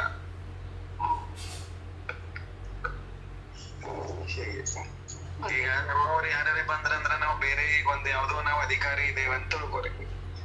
ಅಧಿಕಾರಿ ಇದ್ದೇವೆ, ಸಾಮಾನ್ಯ ಜನರು ಲೈನ್ ನಲ್ಲಿ ಕ್ಯೂ ನಲ್ಲಿ ನಿಂತಿದ್ದಾರೆ, ಮತ್ ನಮ್ಮ ನೆಂಟರು ಯಾರಾದ್ರೂ ಬಂದ್ರು ಅಂದ್ರೆ ಆ ಲೈನ್ ಸರಿಸಿ ನಾವು ನಮಗ್ ಬೇಕಾದವರಿಗೆ ಜಲ್ದಿ ಕೆಲಸ ಮಾಡಿ ಕೊಡ್ತೇವಲ್ಲ, ಇದು ಸ್ನೇಹ ಅಂತ ಹೇಳ್ತಾರೆ. ಈ ರೀತಿ ಅವ್ರು ಮಾಡಂಗಿಲ್ಲ ಶುಕ್ಲಲೇಶ ಇದ್ದವ್ರು. ಸಮತಾ ಭಾವ ಇರುತ್ತೆ, ಸಮಾನ ಬುದ್ಧಿ ಇರ್ತದೆ. ನಮ್ಮವ್ರು ಇದ್ರಿ ಏನಿಲ್ರಿ, ಇರ್ಲಿ ನಿಮ್ಮಂಗನ ಇನ್ನೊಬ್ರು ಇದಾರೆ ಅಂತೆಲ್ಲ ಅವ್ರಿಗೆ ಹೇಳುವಂತ ಬುದ್ಧಿ ಇರ್ತದೆ ಅವ್ರಿಗೆ. ಅಯ್ಯಾಜಿ ವಂದನಾ. ಅದು ಆಕ್ಚುಲಿ ಈಗ ನಮ್ಗೆ ಈ ಭಾವಗಳು ರೇಷಗಳು ಹೇಳ್ತಾ ಬಂದ್ರಿ ಅಲ್ವಾ, ಇದು ಒಂದು ಜೀವಂಗ 6 ಆಗ್ತಾ ಇರಬಹುದಲ್ವಾ? ಇಲ್ಲ ಅಥವಾ ಕಮ್ಮಿ ಅಂದ್ರೆ ಎಷ್ಟು? ಒಂದೇ ಅದು ಕಡಿಮೆ ಆಗೋ ತಕ ಮತ್ತೊಂದು ಬರಂಗಿಲ್ಲ. ಒಂದ್ ಕೆಲಸ ಮಾಡಾಗ ಒಂದೇ ಕೆಲಸ ಮಾಡ್ತದೆ. ಒಂದು ಜೀವನದೊಳಗೆ ಎಲ್ಲಾ ಬರ್ತಾವ, ಅಥವಾ ಒಂದು ದಿನದೊಳಗೂ 6 ಬಂದು ಹೋಗ್ಬೋದು, ಒಂದು ತಾಸದೊಳಗೂ 6 ಬಂದು ಹೋಗ್ಬೋದು. ಆದ್ರೆ ಒಂದು ಟೈಮ್ನಾಗ ಒಂದೇ ಕೆಲಸ ಮಾಡ. ಈ ಕೃಷ್ಣ ಲೇಷದೊಳಗೆ ಕ್ರೂರತನ ಬರ್ತಿದೆ ಅಂದ್ರೆ ಶುಕ್ಲ ಎಲ್ಲಿದ್ದಿರ್ತದೆ? ಅಲ್ಲಿ ಇರಂಗಿಲ್ಲ ಶುಕ್ಲ. ಆದ್ರೆ ಇವು ಮಂದ ಇವು ಒಂದಾದ್ಮೇಲೆ ಜೊತೆ ಹಿಂಗ್ ಬರ್ಬೋದಲ್ವಾ ಭಯ್ಯಾಜಿ? ಒಂದಾದ್ಮೇಲೆ ಒಂದ್ ಎಲ್ಲಾನು 6 ಬರ್ತವೆ. ಎಲ್ಲಿ ತನಕ 6 ಬರ್ಬೋದು ಅಂದ್ರೆ ಅಸಂಯಮಿ ಇರೋ ತನಕ 6 ಕೆಲಸ ಮಾಡ್ತಾವ. ಅಲ್ಲ, ಇವು ಅಶುಭ ಲೇಷಗಳು 3 ಒಟ್ಟಿಗೆ ಹಿಂಗ್ ಬರ್ಬೋದಲ್ಲ ಅಂತ ಅಂದ್ರೆ ಅದಾದ್ಮೇಲೆ ಒಂದಾದ್ಮೇಲೆ ಒಂದೇ ಬರೋದು. ಒಂದೇ ಟೈಮಿಗೆ ಎಲ್ಲಾ ಕೆಲಸ ಆಗಲ್ಲ. ಕರ್ಮಗಳ ಸ್ಥಿತಿನೇ ಆಗಿರೋದು. ಆಗ ಕೃಷ್ಣ ಲೇಷ ಒಂದ್ ಕೆಲಸ ಮಾಡ್ತಿದೆ ಅಂತಂದ್ರೆ ಒಂದ್ ಕ್ಷಣ ಆದ್ರೂ ಅದು ಸೈಲೆಂಟ್ ಆಗೋ ತನಕ ಬೇರೆದ್ ಯಾವ್ದು ಕೆಲಸ ಮಾಡಂಗಿಲ್ಲ. ಈಗ ನಾವ್ ಏನೋ ಒಂದ್ ಚಿಂತನೆ ಮಾಡ್ತಿದ್ದೇವೆ ಅಂತ ತಿಳ್ಕೊರಿ. ಶತ್ರು ಪಕ್ಷ ಬರ್ತಾ ಇದೆ, ನಾವು ಸೈನ್ಯದಲ್ಲಿ ಸೇನಾಪತಿ ಇದ್ದೇವೆ ಅಂತ ತಿಳ್ಕೊರಿ. ನಾವು ಸೇನೆಯನ್ನ ಸಜ್ಜು ಮಾಡ್ಬೇಕಾಗಿದೆ. ಅವಾಗ ಶತ್ರು ಪಕ್ಷವನ್ನು ಹೊಡೆದು ಹಾಕಬೇಕು ಅನ್ನುವಂತ ಭಾವ ಇರುವಾಗ ಆ ಟೈಮೇ ಬೇರೆ ಇದೆ. ಸೈನ್ಯವನ್ನ ತಯಾರಿ ಮಾಡ್ಬೇಕು ಅಂತ ಅವ್ರಿಗೆ ಟ್ರೈನಿಂಗ್ ಕೊಡುವಂತ ಟೈಮಲ್ಲಿ ಬರುವಂತ ವಿಚಾರಗಳೇ ಬೇರೆ ಇರ್ತಾವ. ಕೆಲಸ ಏನು ಲಕ್ಷ್ಯ ಅದೇ ಇದೆ, ನಮಗ ಆ ಟೈಮ್ ಅನ್ನ ಗ್ಯಾಪ್ ಬೇರೆ ಮಾಡಿ ತಿಳ್ಕೊಳಿಕ್ ಸಾಧ್ಯ ಇಲ್ಲ. ಯಾಕಂದ್ರೆ ನಾವು ಆವರಣ ಸಹಿತ ಇದ್ದೇವೆ, ಛದ್ಮಸ್ತ್ರ ಇದ್ದೇವೆ,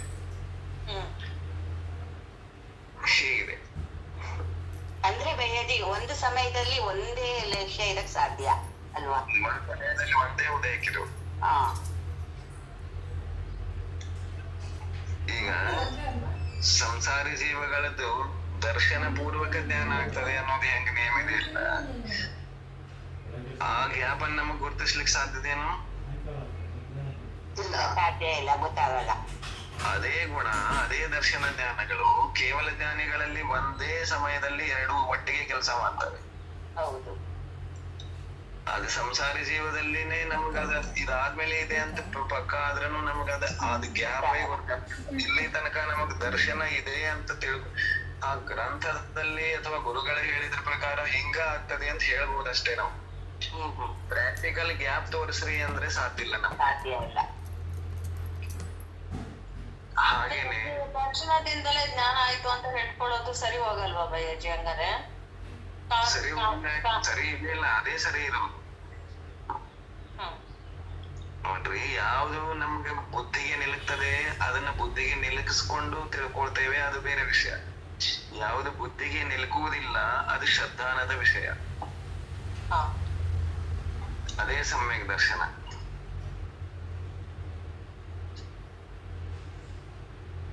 ಈಗ ನೋಡ್ರಿ,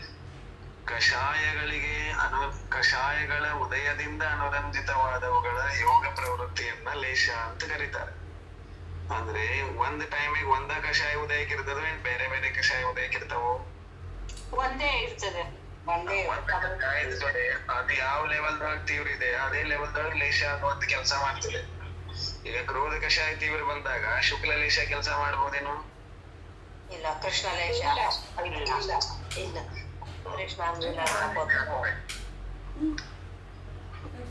ಹಾಗೆ ಲೆಕ್ಕಾಚಾರ ಬರ್ತದೆ. ಆದ್ರೂ ಭಯ್ಯಾಜಿ ಒಂದ್ ತಾಸ್ನಾಗ ಎಲ್ಲಾ ಬಂದು ಹೋಗ್ತಾವ, 6 ಬಂದ್ ಹೋಗ್ಲಿಕ್ಕೆ ಚಾನ್ಸ್ ಇದೆ. 1 ನಿಮಿಷ ಇದನ್ನ ವಿಚಾರ ಮಾಡೋದು, 1 ನಿಮಿಷ ಹಂಗ ವಿಚಾರ ಮಾಡೋದು. ಈಗ ಒಂದೊಂದ್ಸರಿ ಹಂಗ ಆಗ್ತದೆ ನೋಡ್ರಿ, ಕಸಿ ವಿಸಿಗೆ ಬಂದು ಬಿಡ್ತೇವೆ. ಒಮ್ಮೆ ಸಿಟ್ಟು ಬಂದಿರ್ತದೆ, ಮುಂದಿದ್ದವರಿಗೆ ಏನ್ ಅನ್ಬೇಕೆಲ್ಲ ಅಂದ್ ಬಿಡ್ತೇವೆ. ಆಮೇಲೆ ಒಂದೇ ಕ್ಷಣದೊಳಗೆ ಅಯ್ಯೋ ಪಾಪ ಯಾಕಂದೆ ಹಂಗಂದೆ ಹಿಂಗನ್ ಬರ್ದಿತ್ತು, ಪಾಪ ಇದ್ರದ್ದೇನೋ ತಪ್ಪಿರ್ಲಿಲ್ಲ ಅಂತೆಲ್ಲ ಅನಿಸ್ತದಲ್ಲ. ಹೌದು. ಇಲ್ಲಿ ಚೇಂಜಸ್ ಇದೆ, ಇದರಿಂದ ಚೇಂಜ್ ಆಗ್ತದೆ ಅಂತ ಗೊತ್ತಾಗ್ತದೆ. ಅದೆಷ್ಟು ವಿಚಿತ್ರ ಅಲ್ವಾ ಭಯ್ಯಾಜಿ? ಸಿಟ್ಟು ಬಂದಿರುತ್ತೆ ಮತ್ತೆ ಅಂತೀವಿ, ಅದೇ ಅನ್ಬಾರ್ದು ಅಂತ ಏನೋ ಮಾಡಿದ್ರೆ ಅದು ಹೆಂಗ ಎಷ್ಟು ಸಂಯಮ ಹಿಡ್ಕೊಳ್ಳೋದು ಅದಕ್ಕೆ ಕೆಲವು ಟೈಮ್ ಅಲ್ಲಿ ಅಂತ. ನಮ್ಗೆ ಸಂಯಮನೇ ಇಲ್ಲ, ಸಂಯಮ ಹಿಡ್ಕೊಳ್ಳೋದಿಲ್ಲ ಬಂತು.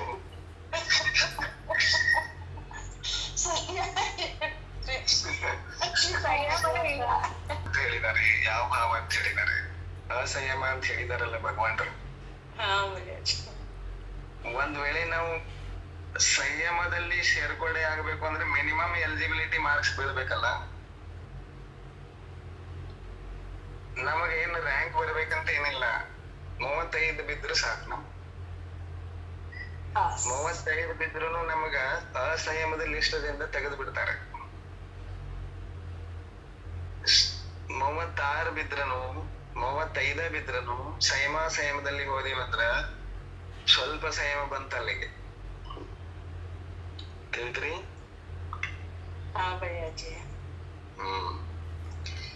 ಎಷ್ಟು ಕಷಾಯದ ಭಾಷಿದೇವೆ ಅಷ್ಟು ಸಂಯಮ. ಇಲ್ಲಿ ಒಂದ್ ವೇಳೆ ಸಮ್ಯಕ್ ದೃಷ್ಟಿ ಇದ್ರೆ ಅನಂತಾನುಬಂಧಿ ದಬಾಯಿಸಲಿಕ್ಕೆ ಏನು ಪುರುಷಾರ್ಥ ಮಾಡಿದ್ದೇವೆ ಅಷ್ಟನ್ನ ಬೇಕಾದ್ರೆ ಸಂಯಮ ಅಂತ ಅನ್ಬೋದು ಒಂದ್ ಅಪೇಕ್ಷಾದಿಂದ. ಅದೇನ್ ನಿಜವಾಗ್ಲೂ ಸಂಯಮ ಅಲ್ಲ. ಅದು ನಮ್ಮ ಒಂದು ಭಾಷೆಯಲ್ಲಿ ನಾವು ಹೇಳಿಕೊಳ್ಳುವುದಾದರೆ ಅನಂತಾನುಬಂಧಿಯ ಉದಯ ಇಲ್ಲದಿರುವಂತೆ ಮಾಡಿರುವುದೇ ನಮ್ಮ ಸಾಧನೆ. ಒಂದು ವೇಳೆ ಸಮ್ಯಕ್ ದೃಷ್ಟಿ ನಾವು ಇದ್ದರೆ. ತಿಳಿದು?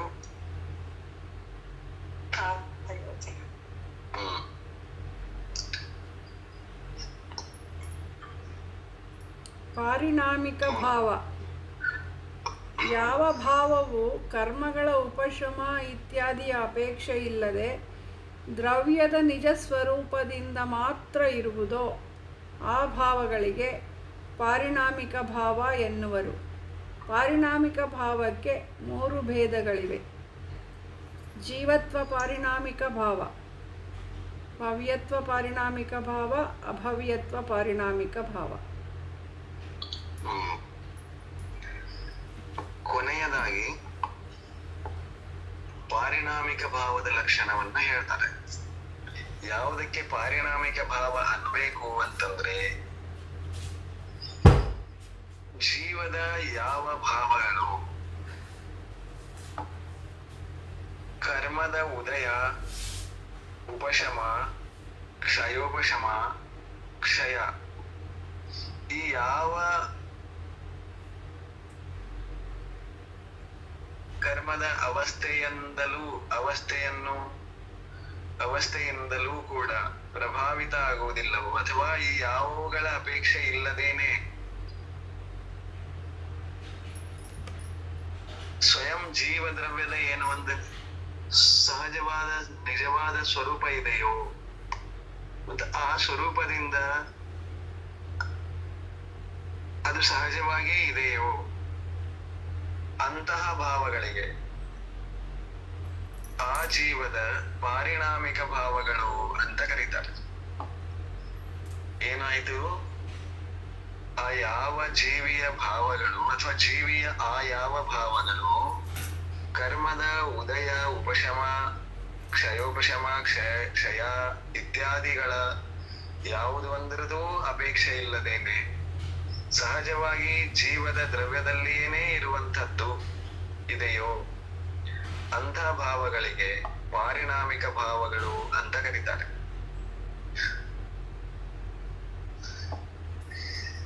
ತಿಳಿತು? ತಿಳಿತು ಭಯ್ಯಾಜಿ. ಅಂಥವು ಯಾವುವು ಅಂತಂದ್ರೆ ಅವು 3 ಪ್ರಕಾರದ ಭೇದಗಳನ್ನ ಮಾಡಿದ್ದಾರೆ.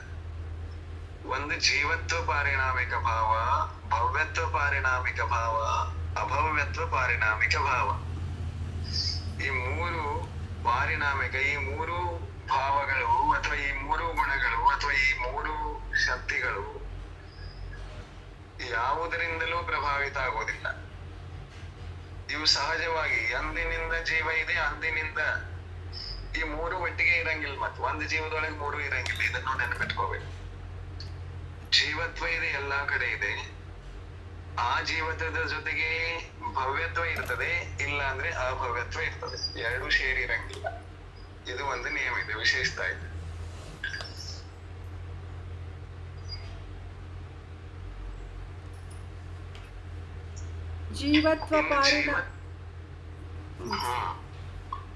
ಜೀವತ್ವ ಪಾರಿಣಾಮಿಕ ಭಾವ. ಜೀವದ್ರವ್ಯದಲ್ಲಿಯ ಜೀವಿಸುವ ಶಕ್ತಿಯನ್ನು ಜೀವತ್ವ ಪಾರಿಣಾಮಿಕ ಭಾವ ಎನ್ನುವರು.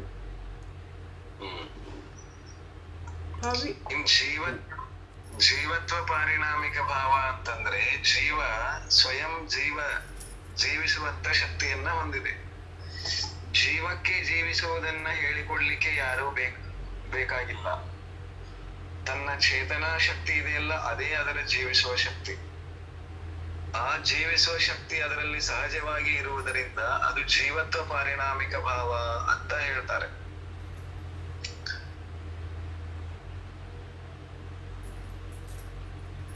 ಭವ್ಯತ್ವ ಪಾರಿಣಾಮಿಕ ಭಾವ. ಆ ಯಾವ ಜೀವಿಯಲ್ಲಿ ಸಮ್ಯಕ್ತ್ವಾದಿ ನಿಜೀಯ ಭಾವಗಳನ್ನು ಪ್ರಾಪ್ತ ಮಾಡಿಕೊಳ್ಳುವ ಯೋಗ್ಯತೆ ಇದೆಯೋ ಅದಕ್ಕೆ ಭವ್ಯತ್ವ ಪಾರಿಣಾಮಿಕ ಭಾವ ಎನ್ನುವರು. ಭವ್ಯತ್ವ ಪಾರಿಣಾಮಿಕ ಭಾವ ಇದು ಕೂಡ ಜೀವದಲ್ಲಿ ಸಹಜವಾಗಿ ಇರುವಂಥದ್ದು. ಇದೇನ್ ಹೇಳ್ತದೆ ಅಂತಂದ್ರೆ, ಜೀವಿಯಲ್ಲಿ ಆ ಯಾವ ಜೀವ, ಎಲ್ಲಾ ಕಡೆನೂ ಇದು ಭವ್ಯತ್ವ ಇರಂಗಿಲ್ಲ. ಯಾಕೆಂದ್ರೆ ಲೋಕದಲ್ಲಿ ಅಭವ್ಯನೂ ಇದೆ ಜೀವ. ಅದಕ್ಕಾಗಿ ಆ ಯಾವ ಜೀವಿಗಳಲ್ಲಿ ಅಥವಾ ಜೀವಿಯಲ್ಲಿ ಸಮ್ಯಕ್ತ್ವ ಮೊದಲಾದಂತಹ ಮೋಕ್ಷವನ್ನ ಹೊಂದುವಂತಹ ಅಥವಾ ರತ್ನತ್ರಯ ಸಂಬಂಧಿ ಯಾವ ಗುಣಗಳನ್ನ ಪ್ರಕಟ ಮಾಡಿಕೊಳ್ಳುವುದಿತ್ತೋ, ಆತ್ಮಿಕ ಸಹಜ ಸ್ವಾಭಾವಿಕ ಗುಣಗಳನ್ನ ಪ್ರಾಪ್ತ ಮಾಡಿಕೊಳ್ಳುವಂತಹ ಶಕ್ತಿ ಅಥವಾ ಸಮ್ಯಕ್ತ್ವ ಭಾವ ಮೊದಲಾದ ಭಾವಗಳನ್ನ ಹೊಂದುವಂತಹ ಶಕ್ತಿ ಯಾವ ಜೀವದಲ್ಲಿ ಇದೆಯೋ ಅಥವಾ ಅರ್ಹತೆ ಇದೆಯೋ ಅಥವಾ ಯೋಗ್ಯತೆ ಇದೆಯೋ ಅಂತಹ ಆ ಶಕ್ತಿಯನ್ನ ಭಾವವನ್ನ ಭವ್ಯತ್ವ ಪಾರಿಣಾಮಿಕ ಭಾವ ಅಂತ ಕರೀತಾರೆ. ಈ ರತ್ನತ್ರಯಾದಿಗಳನ್ನು ಹೊಂದಬೇಕು ಅಂದ್ರೆ ಯಾವ ಕರ್ಮದ ಉಪಕಾರ ಅಲ್ಲ, ಇದು ಸಹಜವಾದ ಅವುಗಳಲ್ಲಿ ಯೋಗ್ಯತೆ ಇದೆ. ಯೋಗ್ಯತೆಯನ್ನ ಪ್ರಕಟ ಮಾಡ್ಬೇಕು ಅಂದ್ರೂ ಕರ್ಮಗಳನ್ನ ದೂರ ಮಾಡಿಕೊಂಡು ಹೋಗ್ಬೇಕಷ್ಟೆ. ಇದು ಕರ್ಮದ ಕಾರಣದಿಂದ ರೆಡಿ ಆದದ್ದಲ್ಲ, ಕರ್ಮಗಳನ್ನ ಸರಿಸುವ ಮೂಲಕ ಈ ಪಾರಿಣಾಮಿಕ ಭಾವಗಳು ಪ್ರಕಟ ಆಗ್ತವೆ. ಇದು ಭವ್ಯತ್ವ ಹೀಗಿದೆ.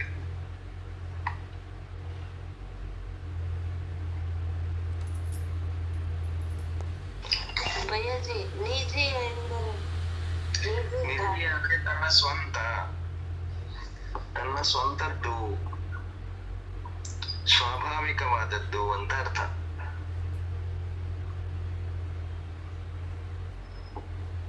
ಅಭವ್ಯತ್ವ ಪಾರಿಣಾಮಿಕ ಭಾವ ಆ ಯಾವ ಜೀವಿಯಲ್ಲಿ ಸಮ್ಯಕ್ತ್ವಾದಿ ಭಾವಗಳನ್ನು ಪ್ರಾಪ್ತ ಮಾಡಿಕೊಳ್ಳುವ ಯೋಗ್ಯತೆ ಇರುವುದಿಲ್ಲವೋ ಅದಕ್ಕೆ ಅಭವ್ಯತ್ವ ಪಾರಿಣಾಮಿಕ ಭಾವ ಎನ್ನುವರು. ಇನ್ನು ಭವ್ಯತ್ವದ ವಿರುದ್ಧ ಅಭವ್ಯತ್ವ ಇದೆ.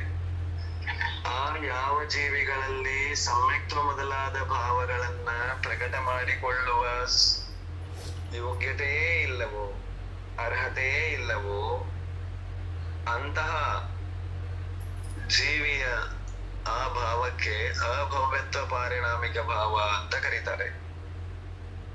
ಆದ್ರೆ ಇದು ಎಂದೂ ಕೂಡ ಸಮ್ಯಕ್ತ್ವ ಗುಣಗಳನ್ನ ಪ್ರಕಟ ಮಾಡಿಕೊಳ್ಳೋದಿಲ್ಲ. ಹೀಗೆ ಈ ಮೂರು ಭಾವಗಳ ಸ್ವಭಾವವನ್ನ ಹೇಳಿದ್ದಾರೆ. ಇದು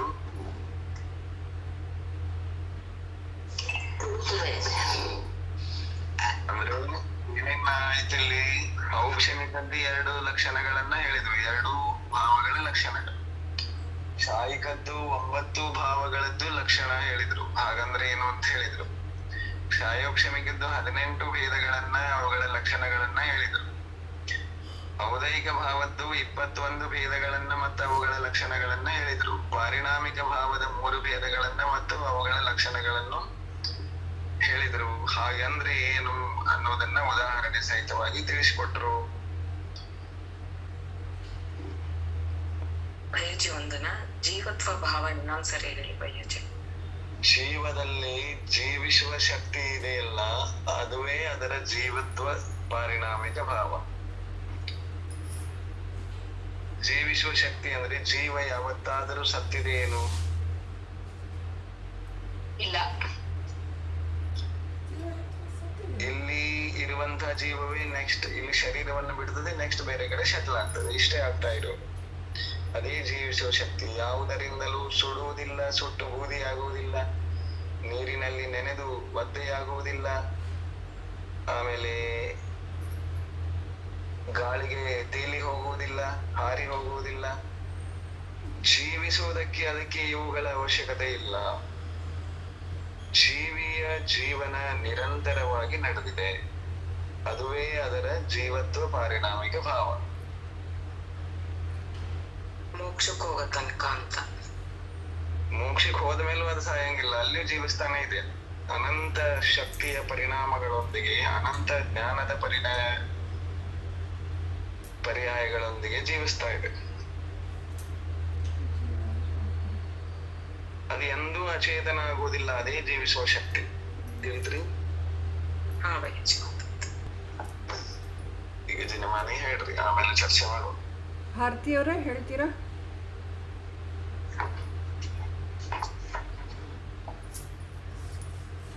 ಸಿರಿಜಿನವಾಣಿ ಜಗ ಕಲ್ಯಾಣಿ ಜಗ ಜನ ಮದತ ಮೋಹಾರಿ ಜನಮಣ ಹಾರಿ ಗಣಹರ ಹಾರಿ ಜಮ್ಮ ಜರಾ ಭವ ರೋಗ ಹರಿ ದಿಗ್ದಯ ರಾಣಂ ದಿವ್ಯ ಜೋ मयीधारय नाणं शोकमनन्तं हरिय सासद मुखपदं पावै सासद मुखपदं पावै गुरुजी ನೋಡಿ ಮಾತಾಡ್ತೀನಿ ಜೈ ನವಬಾರ್ ನಮೋಕಾರ